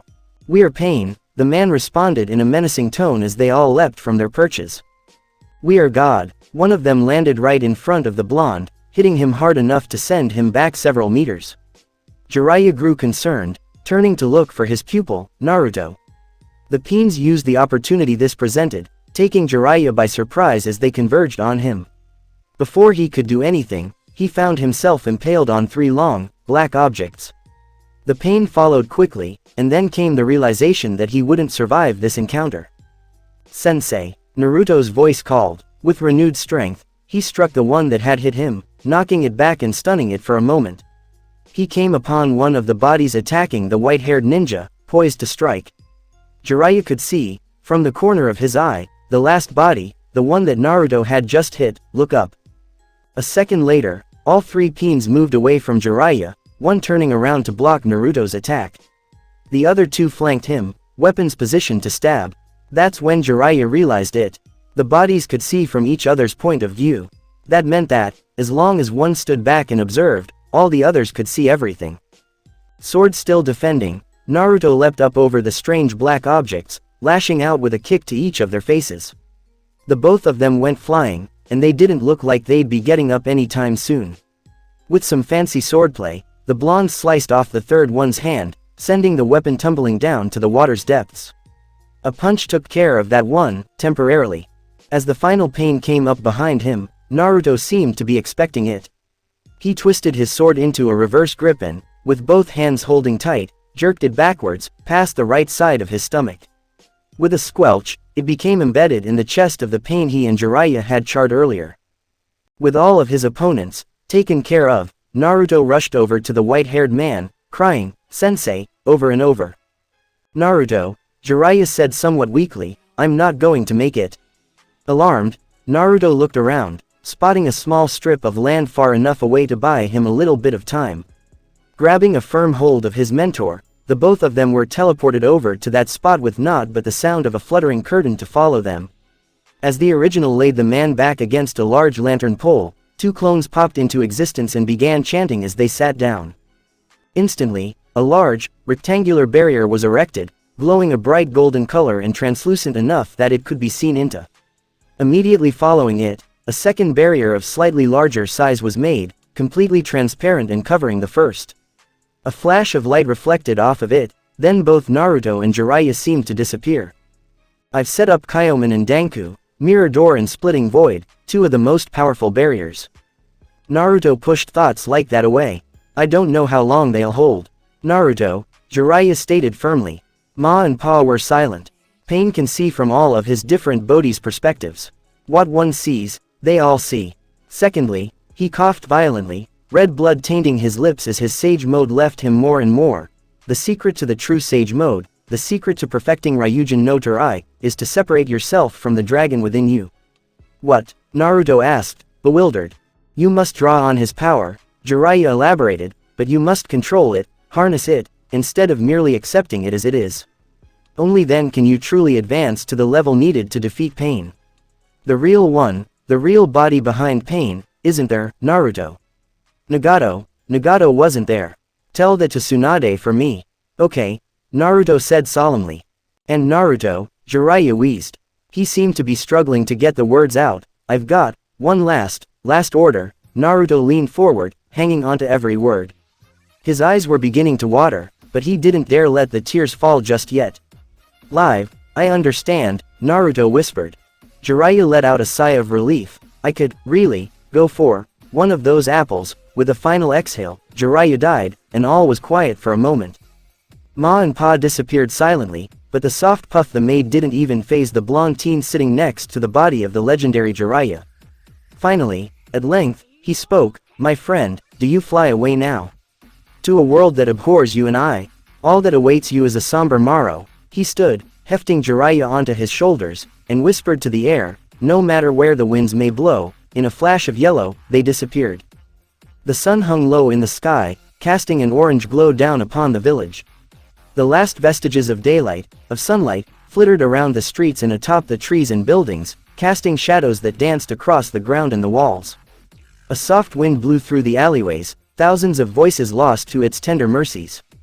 5 great faces loomed out from a large mountainside, overlooking the village with stern gazes and hard, stony features that would make any Hyuga proud. A crack marred the third face, but it took nothing away from the harsh and protective countenance of the young third Hokage. The streets were deserted, which was odd for the time of day that it was. Night had not yet set in, so several people should still be out.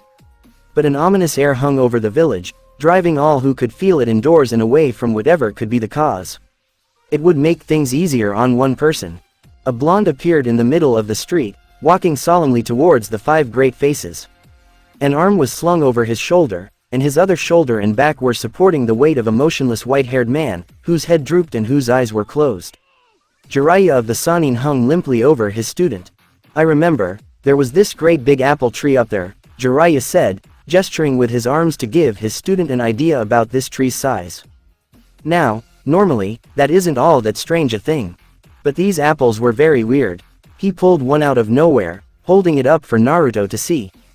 It was apple-shaped, it looked like an apple, but it was pure white instead of red or green. Jiraiya grinned. "This is an apple plucked from the largest apple tree planted atop the Hokage monument. That is the only place in the whole world where you can find white apples." And indeed it was. In all of the places the older man had taken Naruto and his entourage, none of them had ever been gifted with the strange Kyoka whites. That had surprised Naruto greatly. What made Konoha and the Hokage monument so special that Kyoka whites only grew there? "When I die," Jiraiya said suddenly, his tone serious, "I want to be buried at the base of that tree. I want to be able to look up at those apples, so round, so beautiful, so delicious, even in death."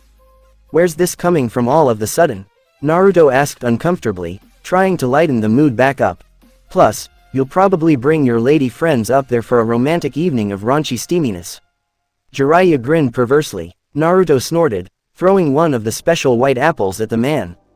It hit him and his head jerked back, but he righted himself a moment later to reveal that he had caught it in between his teeth. Shaking his head, Naruto laughed quietly. "What am I going to do with you?" "Naruto," a voice called softly. The blonde stopped walking, but didn't need to look behind him to know who it was. He didn't need to look behind him to see Tsunade standing there, trying her best to be strong and nonchalant and failing just barely. He didn't want to see it. "It was pain," Naruto said hoarsely. Jiraiya said, "He said to tell you, the real one isn't there. He said to make sure that you knew that Nagato's real body wasn't there." "Real body?" Tsunade asked quietly. Naruto pulled out the scroll with one hand and tossed it to her, saying, "That should answer your questions." "Where are you going?" It wasn't a question, so much as it was a demand to know. He was silent for a moment, then started walking again, to bury him where he wanted to be buried when he died. "And where's that?"